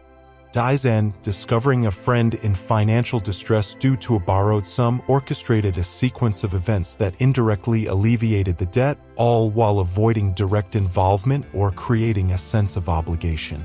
Exceptions to the law: while there may be occasions where acknowledging a mistake generates sympathy and situations where publicizing one's involvement serves to intimidate subordinates, both scenarios require meticulous consideration due to the potential ramifications. Nevertheless, the overarching wisdom often leans towards the judicious utilization of a cat's paw as the preferable option. Law 27. Cultivate a devoted following. The law of power capitalize on the innate human desire for belief and belonging. Provide a cause that is alluring yet vaguely defined, ignite enthusiasm. Fashion a structure reminiscent of a religious order, complete with hierarchies, rituals, and requests for commitment in the form of contributions. In return, bask in the unrestrained power bestowed upon you by devoted followers who will ardently venerate you. Principles: fostering a cult following is a potent strategy for acquiring and wielding power. This approach yields numerous advantages. It facilitates opportunities for deception. It serves as a conduit to amass wealth. Devotees become staunch defenders against adversaries. The cult's expansion through recruitment bolsters your influence and prosperity. Adherents perceive you as faultless, providing the latitude to navigate almost anything without consequence. Establishing a cult is surprisingly straightforward, owing to the human inclination to seek purpose and community. The historical panorama is replete with instances where individuals and movements amassed a fervent following, appearing visionary to adherents despite subsequent assessments painting a different picture. Rather than leaving people without direction or prompting them to venerate distant saints, present yourself as the embodiment of salvation. Encourage the formation of a cult around your persona. Charlatans in 16th and 17th century Europe were adept at ensnaring and manipulating crowds. The key was capturing audiences where collective passion eclipsed independent judgment and skepticism. Contemporary charlatans across politics, entertainment, and business exploit these psychological susceptibilities intuitively. However, a systematic approach proves most efficacious. Drawing insights from historical charlatans, 5 proven steps to cultivate a cult emerge. Craft a nebulous and straightforward message. Engage attention with promises of transformative wonders articulated vaguely. Stir enthusiasm by using passionate and forceful language, resonating with listeners' aspirations. Simplicity is paramount as people seek swift solutions over intricate explanations. Stage a spectacle to forestall waning interest and skepticism. Orchestrate a spectacle. Overwhelm senses with a sensory onslaught encompassing visuals, sounds, scents, colors, and movement. Emulate organized religion. institute a structured hierarchy, rituals, designations, and titles with religious undertones. Solicit financial contributions to bolster your wealth and influence. Assume the persona of a prophet or guru. Veil your income source, project a luxurious lifestyle offering followers aspirations but conceal the origins of your wealth. Present your affluence as a testament to the validity of your message. While followers emulate, they remain oblivious to being exploited. Identify enemies, foster unity among your followers by framing an us against the world narrative.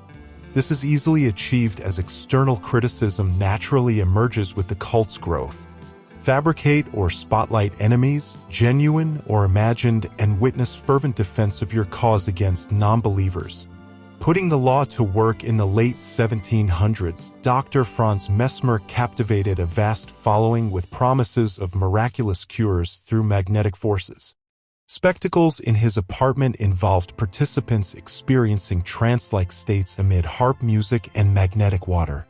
Despite eventual exposure and debunking, Mesmer's cult experienced revival due to the compelling blend of spectacle, message, and religious undertones. With the right amalgamation of message, spectacle, and spiritual fervor, one can instill unwavering belief, amassing power and wealth. Exceptions to the law group psychology renders it easier to influence a collective rather than an individual. The flip side is the potential for a disillusioned group turning into an enraged mob. Historical charlatans faced this peril, necessitating a perpetual readiness to relocate and acquire new followers should the current ones see through the facade. Remain attuned to your audience's sentiments, keenly observe behavioral cues, and be prepared to make a swift exit. Law 28. Embrace bold action. The law of power: doubts can sabotage your endeavors if you hesitate. Act with boldness, and if mistakes occur, rectify them with even greater boldness. Boldness garners admiration. Principles. Human nature often inclines towards hesitation before action. To wield power, one must conquer this tendency by embracing audacity. The interplay of boldness and hesitation unfolds as follows. Lie boldly. Bold actions can conceal vulnerabilities, as evident in the adage that a grand lie is more likely to find belief. Audacity diverts attention from inconsistencies in a fabricated narrative. Hesitation invites defeat. Exhibiting hesitancy exposes weaknesses. Whether it's conceding ground or displaying a readiness to compromise, hesitancy invites exploitation. Perceived as a pushover, you become vulnerable to others' advances. Intimidation through bold moves. Bold actions project power and intimidation. Sudden boldness amplifies this effect, placing others on the defensive against future assertiveness. Obstacles arise from hesitation. Pursuing a goal half-heartedly creates self-imposed obstacles akin to a hunted rabbit behaving erratically and stumbling into the hunter's path. Boldness dispels doubt. Hesitation breeds doubt in others, but bold action sweeps them along, leaving no room for second thoughts. Boldness commands attention. Boldness sets you apart, attracting attention and, consequently, power.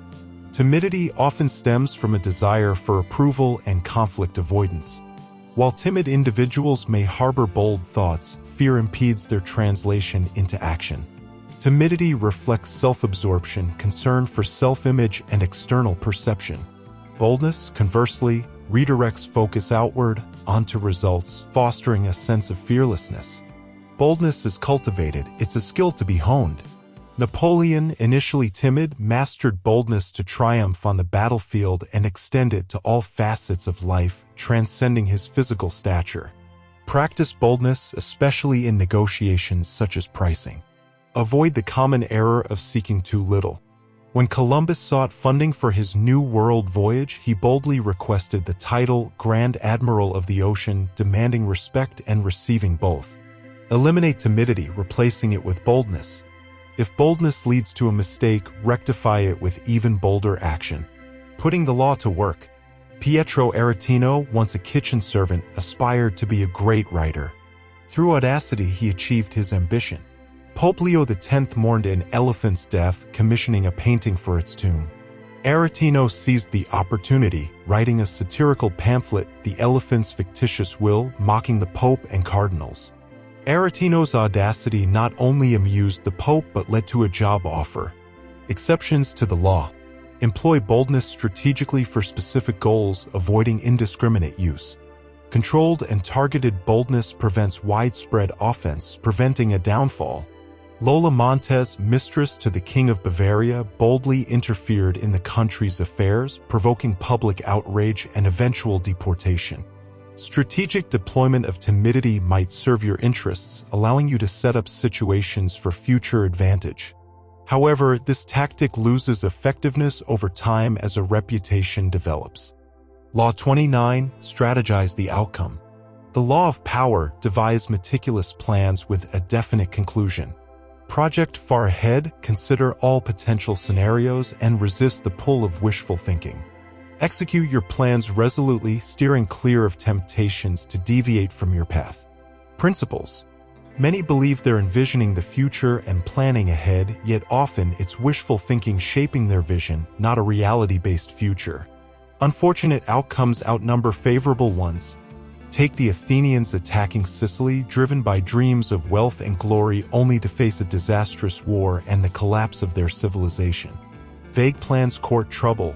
Hence, craft detailed plans considering unintended consequences, potential adversaries, and the danger of wandering beyond your goal. Reject temptations that may lead you astray, as veering from your planned ending invites reactions that may end in defeat. People commonly focus on immediate dangers, overlooking looming threats. Embrace the long view, anticipating future pitfalls. Power arises not just from your actions but equally from mistakes you avoid. The conclusion holds paramount importance. It defines the prize's recipient. Ensure clarity and firmness in your ending, steadfastly resisting distractions and temptations. Putting the law to work.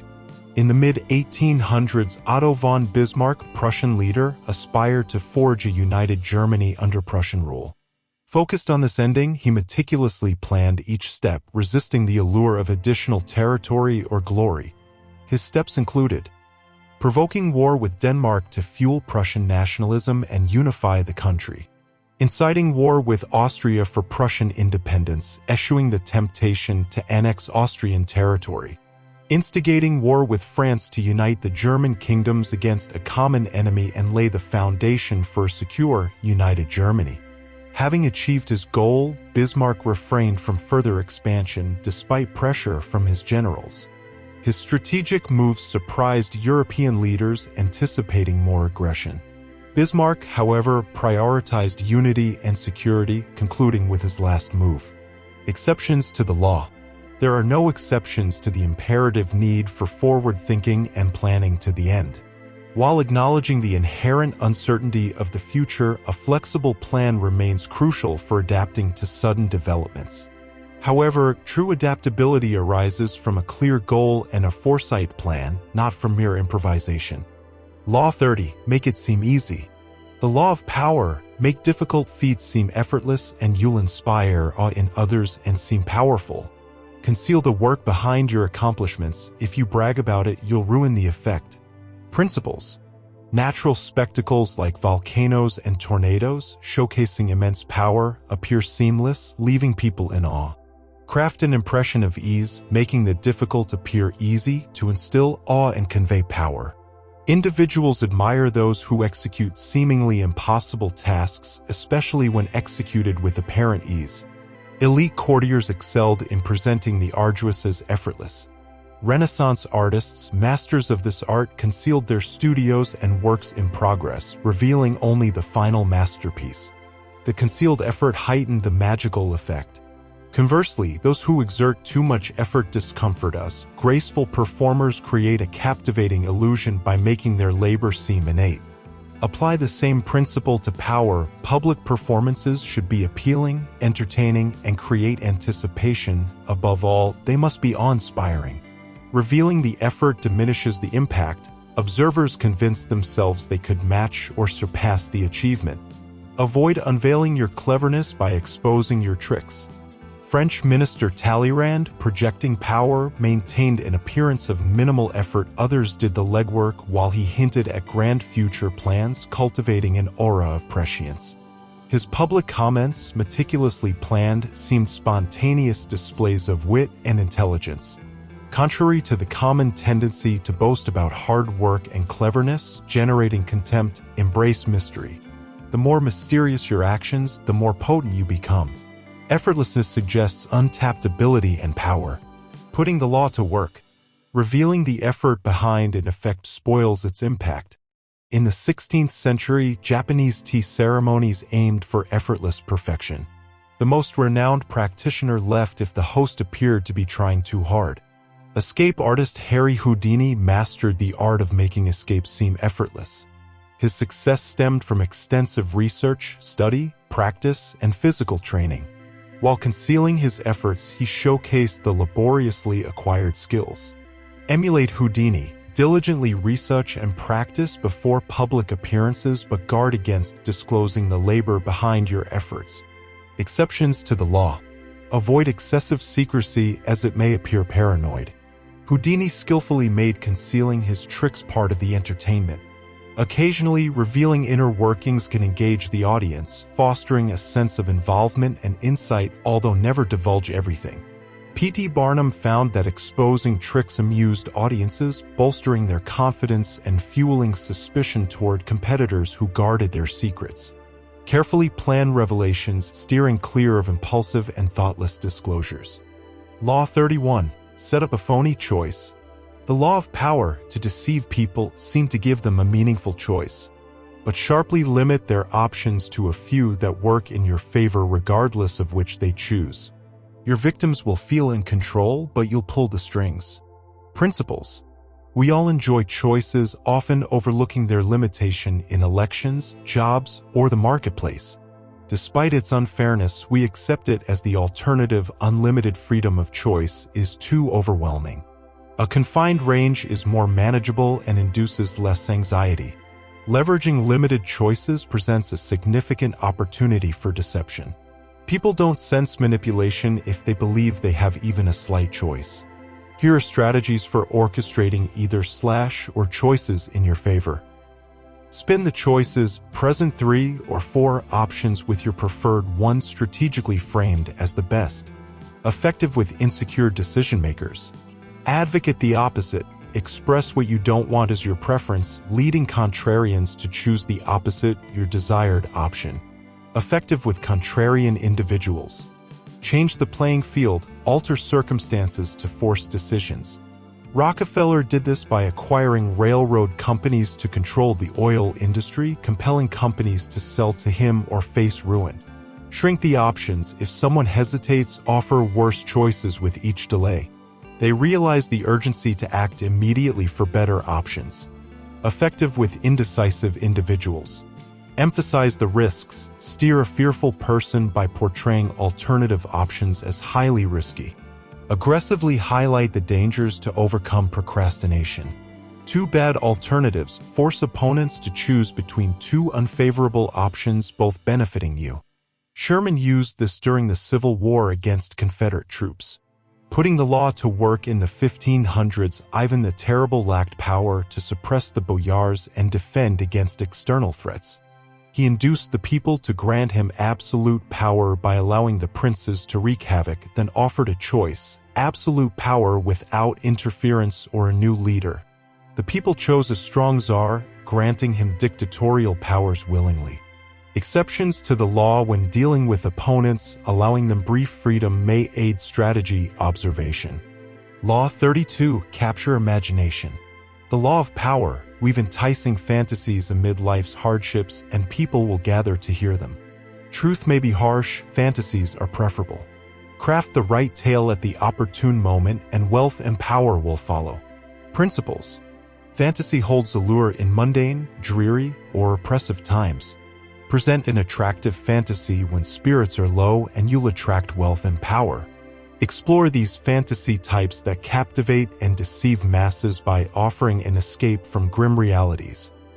Transformative change. Promise swift, effortless shifts in fortunes from poverty to riches, sorrow to joy, sickness to health, instead of slow, arduous change. Adventure, break free from daily constraints by portraying exciting new worlds where usual rules don't apply. Peace and harmony, amid human divisions, pledge mystical connections to counter inevitable conflicts. Resurrection, bring an element of the past back to life, offering a fantasy of rediscovered masterworks or sunken treasures. Putting the law to work. In the late 1500s, facing challenging times, Venice embraced Bragadino's claim to multiply gold miraculously. His fantasy resonated at a moment when the city sought relief from misfortune. While his promises were eventually debunked, for a time he enjoyed wealth and fame without the hard work of rebuilding the city. Exceptions to the law. Craft vague stories and promises to avoid concrete expectations, preventing exposure when people realize the deception. Law 33. Use others' weaknesses. The law of power, everyone has a weakness, a hole in his armor.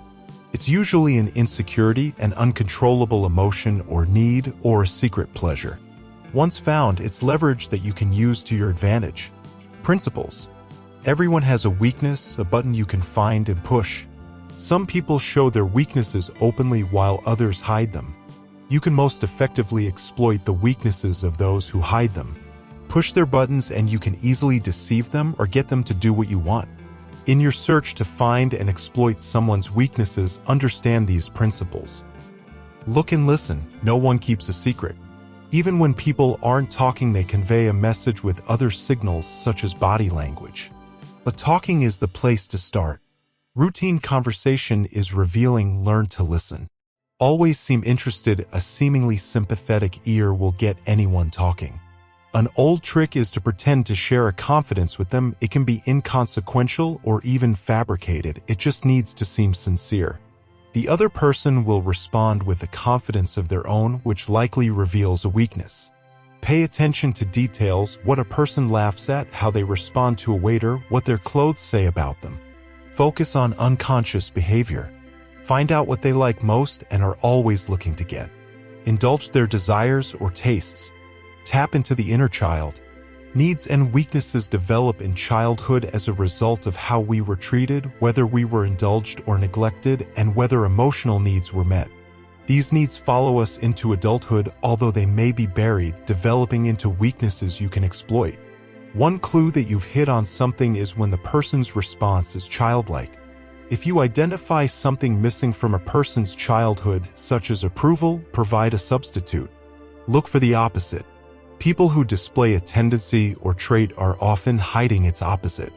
Those with big mouths are often cowards. The shy crave attention. The most critical person shares the vices he criticizes.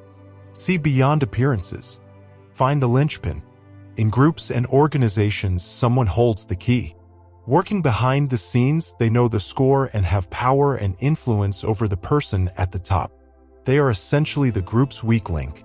Through them, you can influence the boss or break through the group's cohesiveness. Fill the void. Everyone has emotional voids, which you can exploit to control them. Two typical voids are insecurity and discontent. Validate the insecure person and find the source of the discontent or unhappiness. People are malleable when you address their unmet emotional needs. Play on emotions. You can control people by playing on their strongest emotions and passions, the ones they have little control over or that seem disproportionate. For instance, paranoia, greed, fear, or hatred. An uncontrollable passion for the opposite sex is a weakness that can be used. Putting the law to work. Look for the unhappy, the insecure, and the needy. Playing on their weaknesses is a ticket to power. Art dealer Joseph Devine made money by exploiting the weaknesses of wealthy heiress Arabella Huntington. Devine realized she was insecure because she'd come from humble roots, so he flattered and subtly educated her, encouraging a taste in art that he could then cater to. He sold her the most expensive painting anyone had bought up to that time. Con artist Victor Lustig won the trust and then swindled a newly rich businessman by seeming to offer the friendship, validation, and social connections the man hungered for. In the 1500s, French regent Catherine de' Medici controlled many ambitious men who threatened her power by playing to their insatiable passions for women. She created a so-called flying squadron of skilled mistresses who seduced them and reported their plans back to Catherine. Prussian minister Bismarck pushed King William to build up the army and fight 3 wars by playing on his insecurity about his manhood and secret desire to be seen as courageous. Exceptions to the law. When pushing people's buttons, it's easy to go too far. When you play on strong emotions and needs, people may go further than you intend or turn against you. Always look several steps ahead and be prepared to address such possibilities.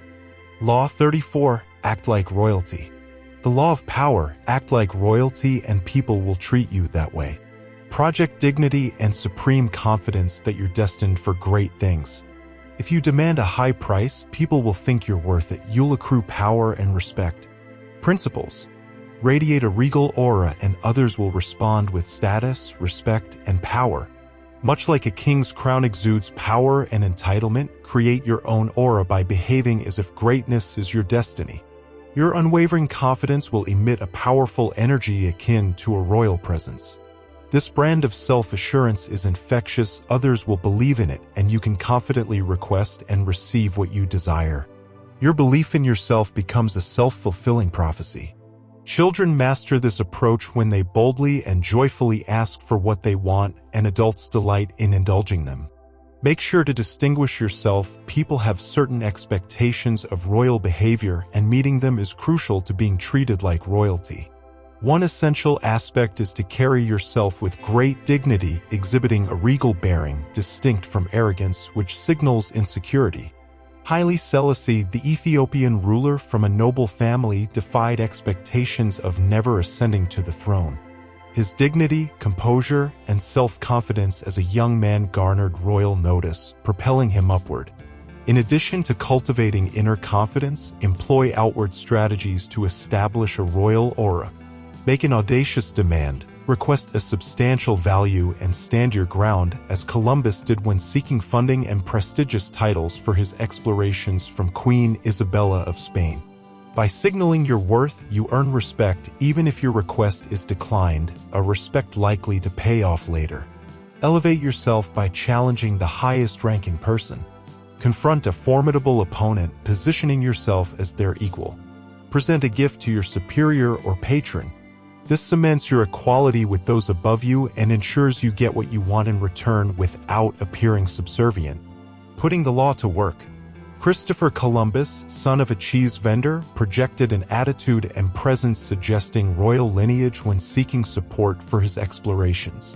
Approaching Queen Isabella and other monarchs as an equal, he, with no sea experience, exuded the charm and self-confidence of an entitled aristocrat. He boldly asked for the moon, setting a high price that solidified his status.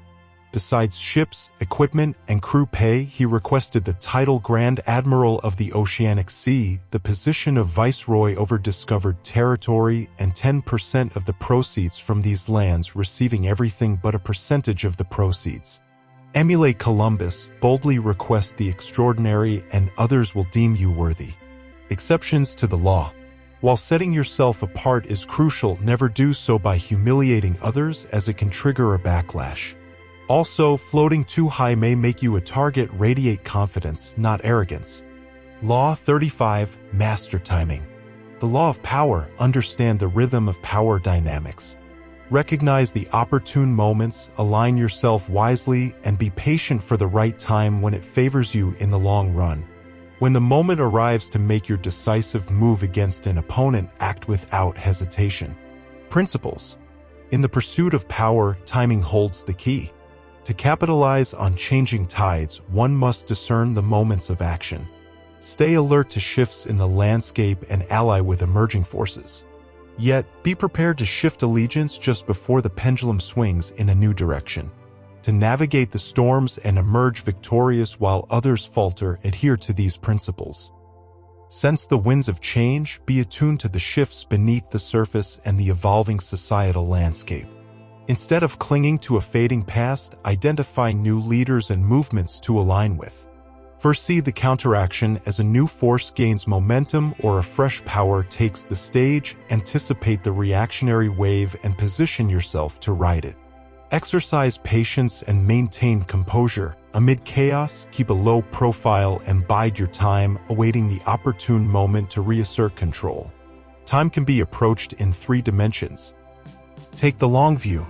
Consider a time frame spanning years and approach it with an opportunistic mindset. Embrace a defensive strategy, engaging in a patient and strategic waiting game. Waiting demands emotional control, especially when colleagues urge hasty actions. Allowing rivals to rush into ill-fated moves provides you with the chance to pick up the pieces. In the 17th century, General Ieyasu of Japan wisely waited as the emperor launched a disastrous invasion against his advice. When the emperor fell, Ieyasu seized power. Taking the long view offers several advantages. Clear-headedness when not in crisis mode, enabling a more far-sighted perspective. Resistance to intentional provocations by others. Flexibility to seize opportunities along the way instead of rushing. Methodical progress, completing each step diligently before proceeding. Reduced emotional impulsiveness in long-term decision-making. Force your opponent's hand. Operate within a short, immediate time frame to disrupt opponents' plans. Create offensive actions to upset their timing. The Turkish Sultan Mehmed diverted Hungary's attention from his vulnerabilities by engaging them in negotiations, repeatedly delaying meetings at his discretion. By making opponents wait, you gain control. Conversely, accelerating their pace can induce mistakes. Salespeople leverage this technique, urging immediate decisions or setting unrealistic deadlines to prompt mistakes under pressure. Finish the job. Identify the specific moment to execute your plan with force and precision. Patience is essential, but when the time is ripe, act decisively, swiftly seizing the opportunity and conclusively ending the game. Putting the law to work. Joseph Fouché, a key figure in France under leaders like Robespierre and Napoleon, demonstrated a keen understanding of turbulent times. He adeptly aligned himself with emerging leaders and avoided retribution when regimes fell. Fouché also knew when to maintain a low profile and wait for the right moment. Exceptions to the law. Disregarding the nuances of time and going with the flow yields little. Control over timing is imperative. Law 36. Ignore small problems. The law of power, sometimes it's better to ignore things. You'll make small problems worse, make yourself look bad, and give your enemy attention he doesn't deserve if you respond to a minor provocation. By not showing interest, you maintain your superiority. Principles. In the face of a bothersome but inconsequential offense, there are instances when the best response is no response at all. Choosing not to react can serve as a display of power, a signal that the matter holds no significance for you. Moreover, by abstaining from engagement, you sidestep the pitfalls of entanglement in someone else's predicament or spotlighting a matter destined to fade away independently. A potent strategy is to withhold attention from individuals who thrive on your acknowledgement. Withdrawal of attention negates their impact, leaving them powerless to your disregard. Meanwhile, your air of superiority remains intact. Conversely, showering attention on a minor adversary elevates their importance and projects an image of pettiness, particularly if it ensnares you in an extended conflict. President Kennedy unintentionally elevated Fidel Castro's status through the ill-fated Bay of Pigs invasion in 1961. Tackling a trifling irritant may also risk garnering sympathy for the offender. In such cases, leaving matters untouched often proves the wisest course. This principle extends to handling mistakes or issues. Attempting to rectify them may draw unwarranted attention, exacerbating the situation. Here's how to implement a strategy of dismissing what vexes you. If you desire something unattainable, refrain from highlighting it through complaints. Act as though your interest was minimal from the start.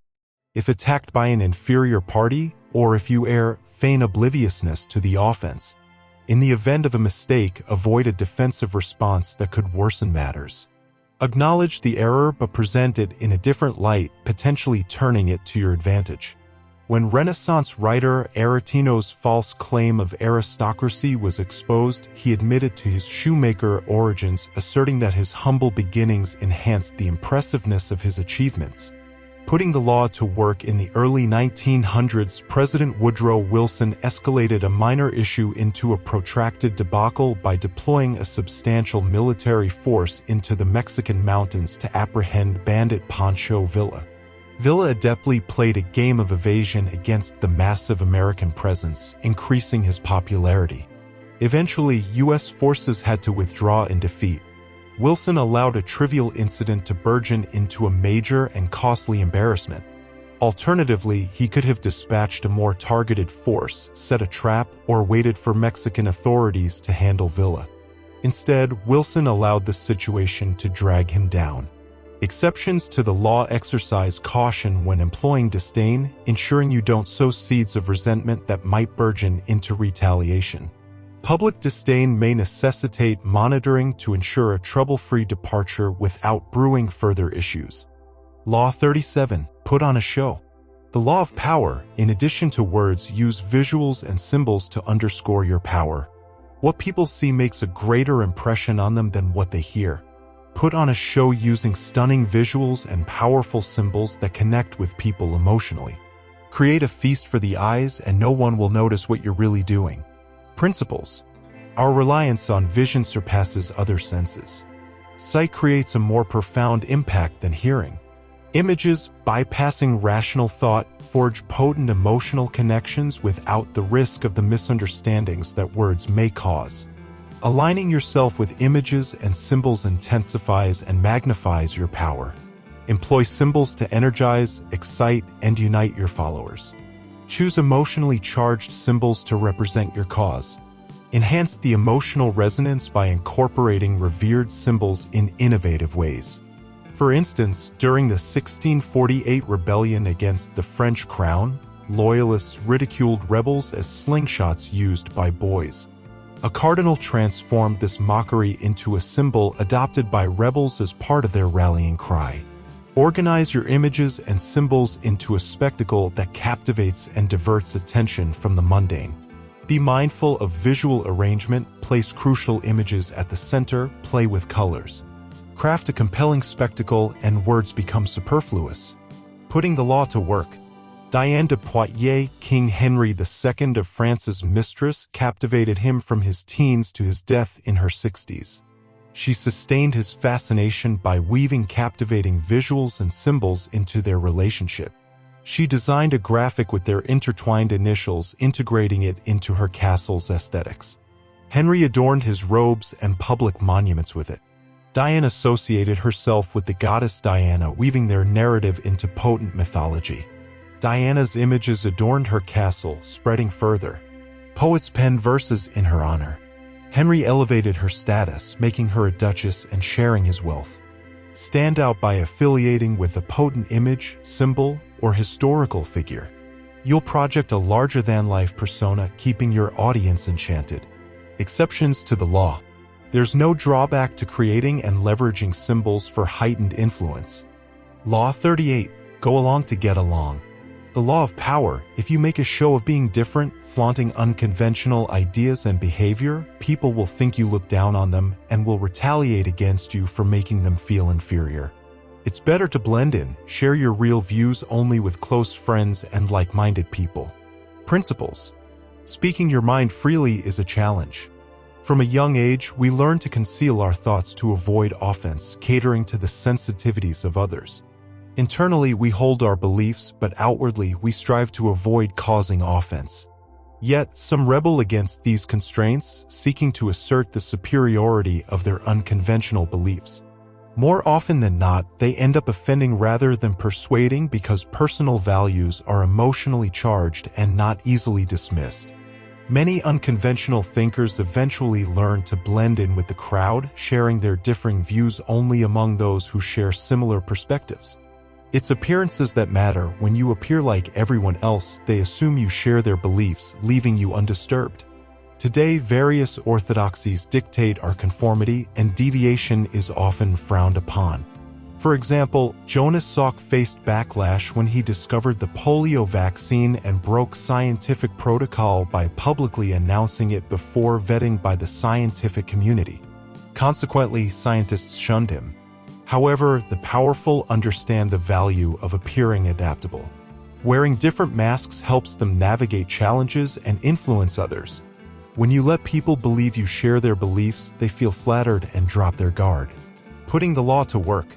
During the Spanish Inquisition, a writer named Campanella faced imprisonment and torture for expressing atheist beliefs. While most conformed to Catholic dogma or pretended to, Campanella couldn't restrain himself and paid the price. In prison, he devised a new strategy, feigned compliance while subtly conveying his ideas.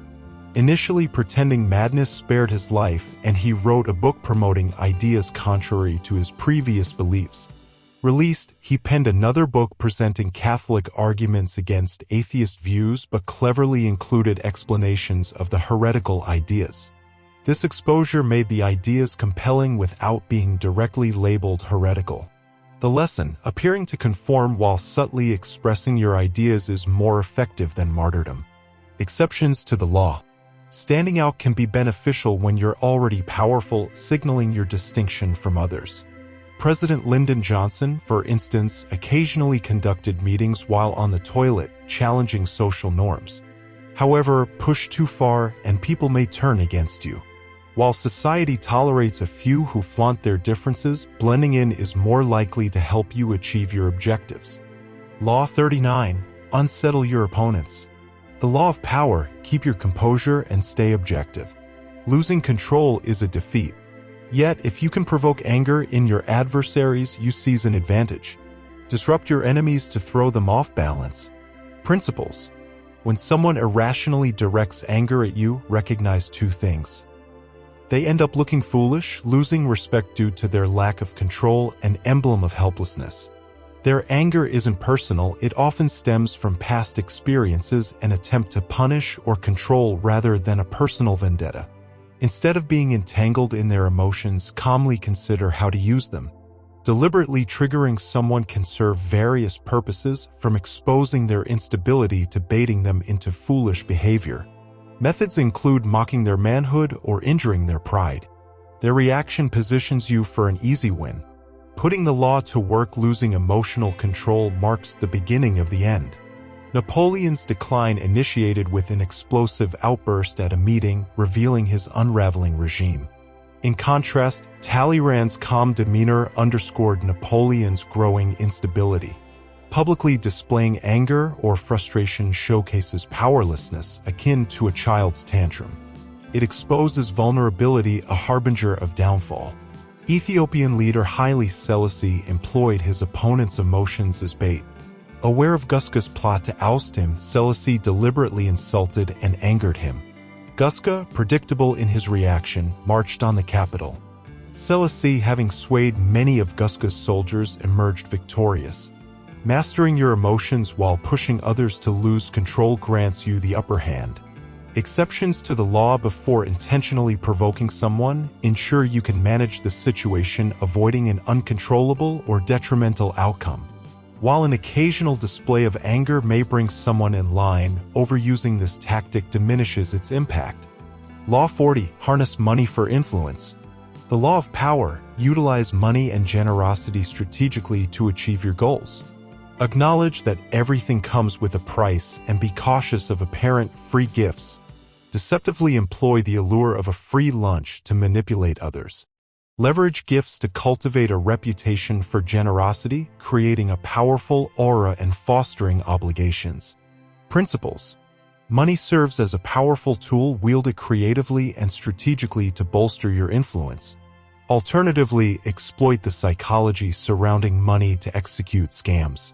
Accepting a free gift binds you in obligation, a risk to your independence. Nonetheless, you can employ this tactic judiciously with others.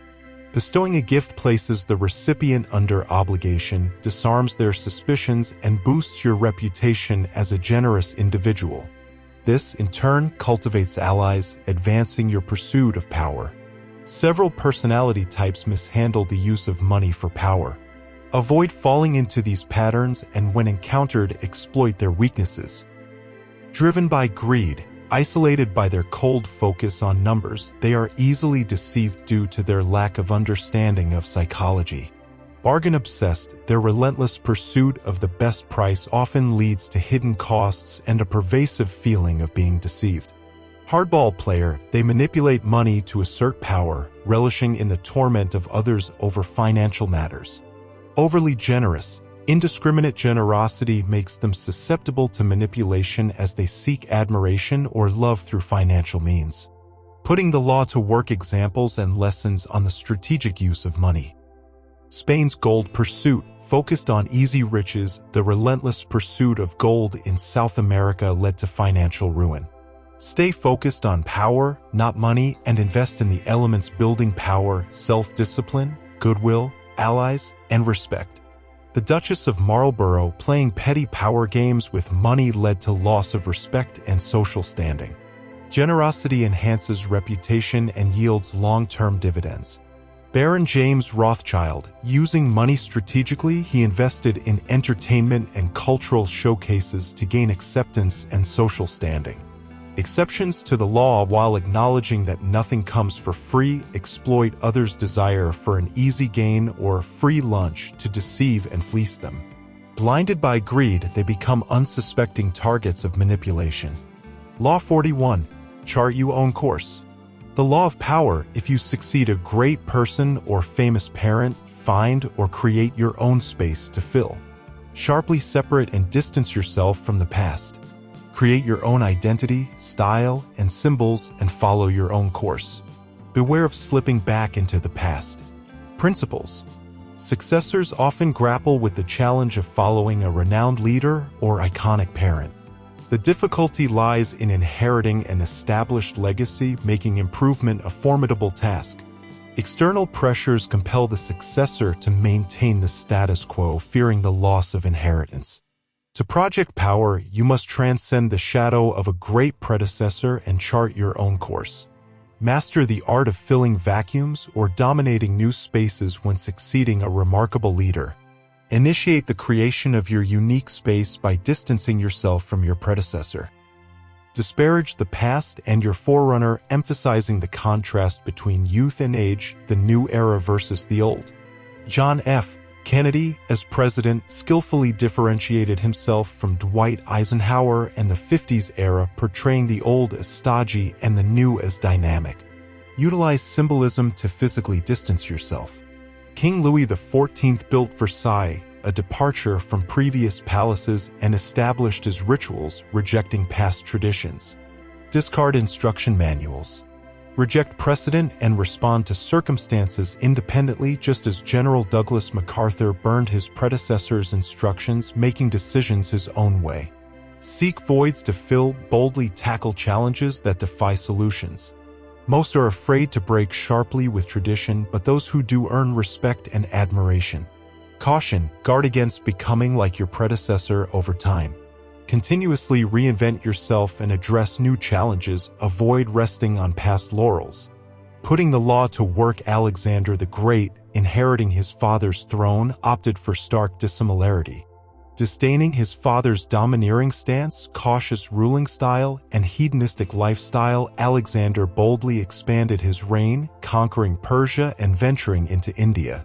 He slashed the Gordian knot, symbolizing his determination to do things differently. Never settling on past triumphs, Alexander avoided regression and continually reinvented himself. Exceptions to the law embrace past practices when they prove useful, rejecting them out of spite appears childish. Emulate effective approaches, but beware of getting stuck. Monitor emerging rivals, aspiring to seize your position in the future. Law 42. Squelch the troublemaker. The law of power. Trouble in a group often starts with a single individual who stirs the pot. You need to stop them before others succumb to their influence. Neutralize their influence by isolating or exposing them. Their followers will scatter. Principles.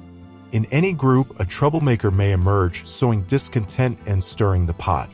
These individuals, whether overt or subtle, leaders or followers, disrupt group cohesion, creating factions and discontent. Like an infection, their dissatisfaction spreads swiftly if left unchecked. Ancient Athens recognized the destructive potential of such troublemakers, banishing them to maintain order. To safeguard your power and thwart disruptions to your goals, identifying and curbing troublemakers is essential. When trouble brews, seek the disgruntled individual gaining influence. Troublemakers are often overbearing complainers. To halt them, immediate isolation is crucial. Sometimes the group may not realize the troublemaker's impact, as some operate covertly. Diminish their effect by exposing their actions, or, more likely, separate them from their audience or power base. Overt troublemakers, charismatic and unreformable, require separation before they become a storm's eye. Utilize various isolation methods: physical, reassign or move them; political or psychological, turn others against them; co-opt or leverage. Redirect or send them away strategically, capitalizing on distraction and deception to increase your influence. Putting the law to work. Ancient Athens handled troublemakers with a public vote, banishing individuals exhibiting disruptive behavior. For instance, Aristides, a general, banished for arrogance and scorn for the common people. Themistocles, another general, banished for overbearing behavior and self-promotion. Hyperbolus, banished for slander and political manipulation. To the Athenians, protecting their democracy was crucial, and banishing one person for the greater good was a fair sacrifice. Exceptions to the law when isolating an enemy ensure they cannot retaliate. Andrew Johnson isolated Ulysses S. Grant, but this backfired as Grant rallied support and became the next president. Sometimes keeping adversaries within reach while undermining their support is a more strategic move. Law 43. Win hearts and minds. The law of power: win others' hearts and minds, and you'll have them eating out of your hand. Play on their emotions and weaknesses, appeal to their self-interest, and they'll willingly do what you want. Build broad support, someday you'll need it. Neglect this at your peril. Principles. Coercing compliance through force may yield short-term results, but it's an unsustainable long-term approach, inviting resistance. Winning hearts and minds, eliciting voluntary cooperation, proves more effective and less resource-intensive. Master the art of capturing hearts and minds by tapping into people's emotions and vulnerabilities. Grasp their unique psychology and emotional triggers. Target potent emotions like hate, envy, and love. Exploit fears and cherished values. When you connect on an emotional level, influence over them becomes more achievable. Mao, in his speeches, connected emotionally with the crowd, speaking in a way that mirrored their feelings. Stir emotions by defying expectations, such as showing kindness when retaliation is anticipated. Win hearts by addressing insecurities, easing fears, or alleviating despair. Utilize symbolic gestures to foster goodwill, demonstrating shared suffering even if on a smaller scale. Uncover their motivations by encouraging openness. Leverage this knowledge. Another effective approach is appealing to self-interest, the strongest motivator. Demonstrate how your goals align with their benefit as people rally behind causes tied to their self-interest. Beyond emotional commitment, build widespread support, cultivating allies across all levels. You'll rely on them someday. Putting the law to work. Marie Antoinette lost favor and met her demise by neglecting to secure the hearts and minds of her subjects. Insulated in privilege, she believed affection and admiration were owed to her without reciprocation. Indulging in opulence amid economic decline, she never connected with the public or garnered support. The French Revolution unfolded, and she remained detached, expecting the discontent to fade. Even as the people marched on Versailles, she made no effort to communicate.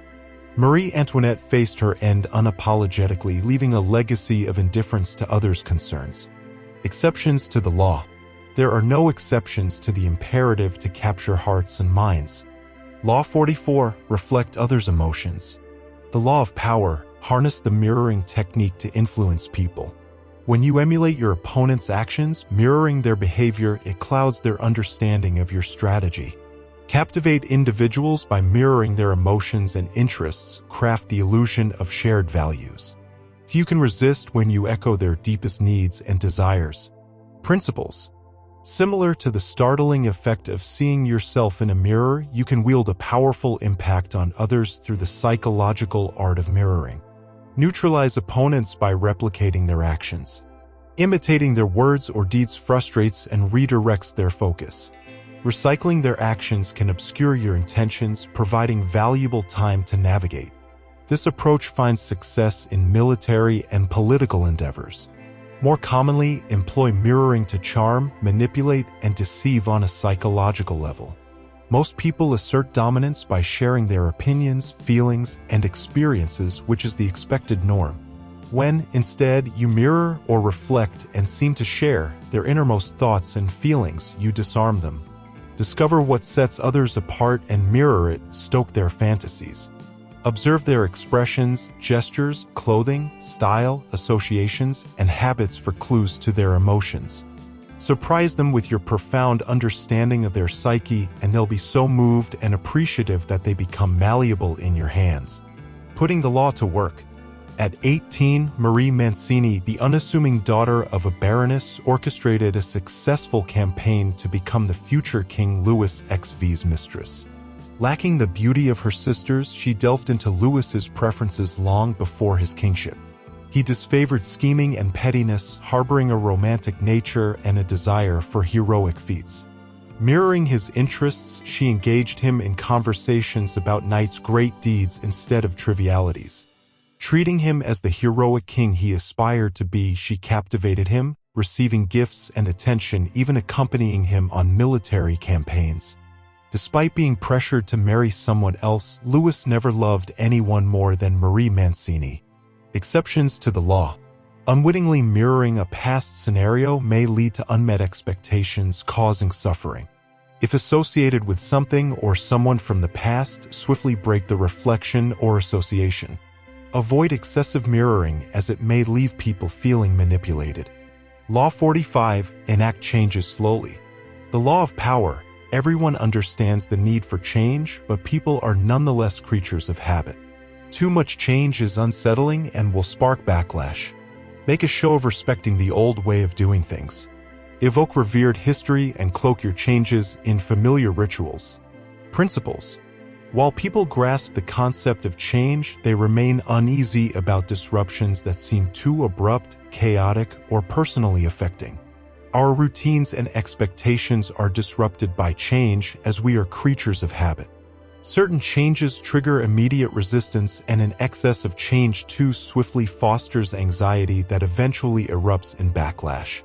Every revolution, regardless of its initial reception, eventually prompts a robust counterreaction. Yet, there are strategies to render change more palatable, less threatening, and consequently more successful. An effective tactic involves a soothing deception, advocate change, and enact changes surreptitiously, all while maintaining the reassuring facade of familiar institutions and traditions. Retain customary titles, traditions, and even institutional structures. When the Romans shifted from a monarchy to a republic, they substituted the king with 2 consuls but preserved the 12 advisors, mirroring the former arrangement. The annual sacrifice tradition persisted, albeit with a new position created for a king of the sacrifice. Mitigate fears by publicly expressing allegiance to and reverence for past values. Create an appearance of safeguarding tradition. Additionally, gauge the public mood. If your reform precedes its time and people are unprepared, they'll be anxious and may misconstrue it. Decelerate and strive to make your changes appear less radical. Never underestimate people's conservatism. Deeply ingrained, it necessitates a gradual shift rather than abruptly propelling people into the future. Hastiness breeds rebellion, with you as the scapegoat. Expect a delayed reaction. Initial enthusiasm wanes as people feel a void and yearn for the past. Swiftly establish a new set of values to supplant the old and allay anxieties. Introduce new rituals that echo the past. Putting the law to work. After the disastrous Great Leap Forward, Mao Zedong altered his approach to implementing communism in China, moving more gradually and making it less menacing. He cleverly harnessed China's profound attachment to its history instead of combating it. Mao succeeded by linking his radical ideas to revered historical figures and events, providing legitimacy and comfort. He consistently referenced history in his speeches, portraying himself as a hero akin to the revered warriors of Chinese tradition. Simultaneously, he associated his opponents with past violence and unhappiness, suggesting they would usher in a repeat. Mao adeptly used history to confer weight and authority to himself and his campaign while alleviating fears. Exceptions to the law. During stagnant periods, the desire for change surpasses resistance. Initiate your reforms, staying attuned to the public mood, and be prepared for potential backlash. Law 46. Beware of envy. The law of power, your talents and achievements will stir envy. The envious may work silently against you. To prevent or alleviate envy, acknowledge a flaw or weakness, highlight the role of luck, or play down your talents. Envy is highly perilous. Identify it and prevent its escalation. Principles. Your success is likely to provoke envy from those around you, posing a threat if you fail to recognize the signs and address it before it becomes destructive. Almost universally, your skills, accomplishments, and public acclaim will create discomfort in others. This stems from most people having an inflated sense of self-worth. Your success punctures their self-perceived excellence, revealing potential mediocrity and sparking envy and feelings of inferiority. Envy can manifest through disguised criticism, excessive praise, or covert efforts to undermine you. Close associates, family, friends, peers, and acquaintances you outshine can pose the greatest risk. Even if you're unaware of jealousy brewing, you'll eventually feel its impact unless you learn to preempt or de-escalate it. Your own actions and inadvertent obliviousness can inadvertently fuel envy. Being mindful of your behaviors and tendencies can help mitigate it. 2 ways people contribute to envy. Broadcasting their good fortune to make others feel inferior. Flaunting exceptional natural talent, which can breed resentment. It's wiser to downplay outstanding qualities by acknowledging a small flaw or weakness. Preventing envy is preferable. Watch out for these pitfalls. When benefiting unexpectedly, downplay your merit and emphasize luck. Avoid false sincerity that others can see through. Political power attracts envy. Mitigate it by appearing unambitious or emphasizing the sacrifices the position demands. Resist the urge to help or do favors for those who envy you, as it may come off as condescending. Colleagues and peers accustomed to a semblance of equality are particularly susceptible to envy. Lastly, be aware of your own potential for envy. Accept that others may surpass you and channel that feeling into motivation to achieve your goals. Putting the law to work. Effective and ineffective strategies for dealing with envy. James W. Turner, the painter, toned down his colors temporarily to avoid escalating envy among fellow artists. George Washington initially refused high positions offered to increase his popularity and prevent stirring up envy. Sir Walter Raleigh, failing to recognize his enemies, faced execution due to the jealousy he aroused. Writers Joe Orton and Kenneth Halliwell's relationship soured due to envy, leading to tragic consequences. Exceptions to the law: when in a powerful position and unable to mitigate envy, adopt an aggressive stance. Show disdain for those who envy you, display your accomplishments, and let their self-inflicted torment serve as your revenge. Law 47. Recognize limits and strategic halts. The law of power, the moment of triumph, carries inherent risks, as the urge to push further can be perilous. It demands not just resisting emotional impulses but also understanding when to halt, consolidate gains, and strategically prepare for shifting circumstances. Principles. Achieving victory not only brings a tempting impulse but also poses a perilous challenge, knowing when to resist the allure and cease. This discernment is what sets the powerful apart from the rest. The danger post-victory is multifaceted. The temptation to push beyond the strategy that led to success, often leading down an unsuitable path. The emotional high of success makes you feel invincible, fostering a propensity for reckless actions that could jeopardize the hard-earned triumph. Victory, though intoxicating, demands rational guidance. It is a pivotal moment to pause, reflect, and dispel the illusion that success resulted solely from brilliance. Luck and unique circumstances played pivotal roles, and they are constantly changing. Fortunes fluctuate. Victory signals not just celebration but also preparation for the inevitable shift. It calls for the development of a new, adaptive strategy that ensures continued control in the ever-evolving landscape. Putting the law to work in 1700s France, the mistresses of the king faced the challenge of short-lived reigns by succumbing to the temptation of escalating ruthless tactics post-triumph. In contrast, Madame de Pompadour, after methodically securing her position, demonstrated strategic wisdom. She made a conscious decision to stop, consolidating power, gaining valuable allies, and adeptly adapting to evolving circumstances. Her strategic pause wasn't just a break but a calculated move that led to an unprecedented 20-year reign. Exceptions to the law. While it's imperative to complete the conquest of enemies at the moment of triumph, caution must be exercised to avoid creating new adversaries through overreach. Beware of the overrated concept of momentum. Rational strategy consistently outperforms impulsive, repetitive actions driven by the emotional fear of losing momentum. Law 48. Be elusive. The law of power. Be flexible, fluid, and unpredictable, formless, so your opponents can't get a fix on you and figure out how to respond. When you look and behave in conventional ways that your enemy can grasp, you're easy to attack. Change constantly to suit ever-changing circumstances and needs. Principles. Master the art of being formless, remaining flexible, fluid, and unpredictable, rendering your adversaries unable to pin you down. Formlessness serves as a strategic advantage, offering space for maneuverability, the element of surprise, and bewildering your opponents. This tool significantly enhances your power, allowing you to sidestep rigid systems, processes, strategies, or approaches. Adapt and change according to your needs and the evolving circumstances. In the realm of guerrilla warfare, formlessness, lacking a clear structure, proves effective. T. Lawrence exemplified formlessness during the Arab Revolt in World War I. The Arabs, under his guidance, vanished into the desert, presenting no tangible target. The Turks, unable to locate them, expended vast energy in vain. Formlessness, with its indirection and elusiveness, prevailed. Beyond warfare, formlessness finds utility in frustrating opponents by offering no solid ground for attack. Free from the constraints of a rigid system, agility becomes possible, enabling quick responses and adaptability to change. When confronted by a stronger, more rigid adversary, adopt a formless and adaptable stance to catch them off guard. In interpersonal interactions, visible emotions become tools for manipulation.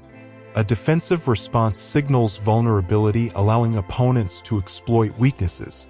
Conversely, maintaining a bland facial expression, formlessness, confuses adversaries, denying them insight into your reactions. James Rothschild, a German Jew in Paris, navigated an unfriendly culture by projecting a calm, unreadable demeanor. His adaptability, showcased through a seemingly neutral expression, facilitated business growth amidst changing political landscapes. The Japanese, welcoming foreigners on the surface, preserved their culture by embracing a formless approach. Projecting an appearance of acceptance, they thwarted foreign influences without direct confrontation. Remaining unreadable and elusive keeps the initiative on your side, forcing opponents into a reactive stance. Putting the law to work. Relying solely on rigid, impenetrable defenses has limitations. Those dependent on heavy armor often succumb to agile, unburdened, and formless adversaries. Ancient Sparta's focus on an invincible infantry, while initially potent, crumbled in the face of cultural shifts. A 27-year war with Athens led to victory but ultimately weakened Sparta. Its rigid military system couldn't adapt, resulting in cultural erosion and eventual collapse. Exceptions to the law. While maintaining flexibility and formlessness, there comes a strategic moment to concentrate power and strike, engaging your opponent. After victory, resume the elusive and adaptable approach.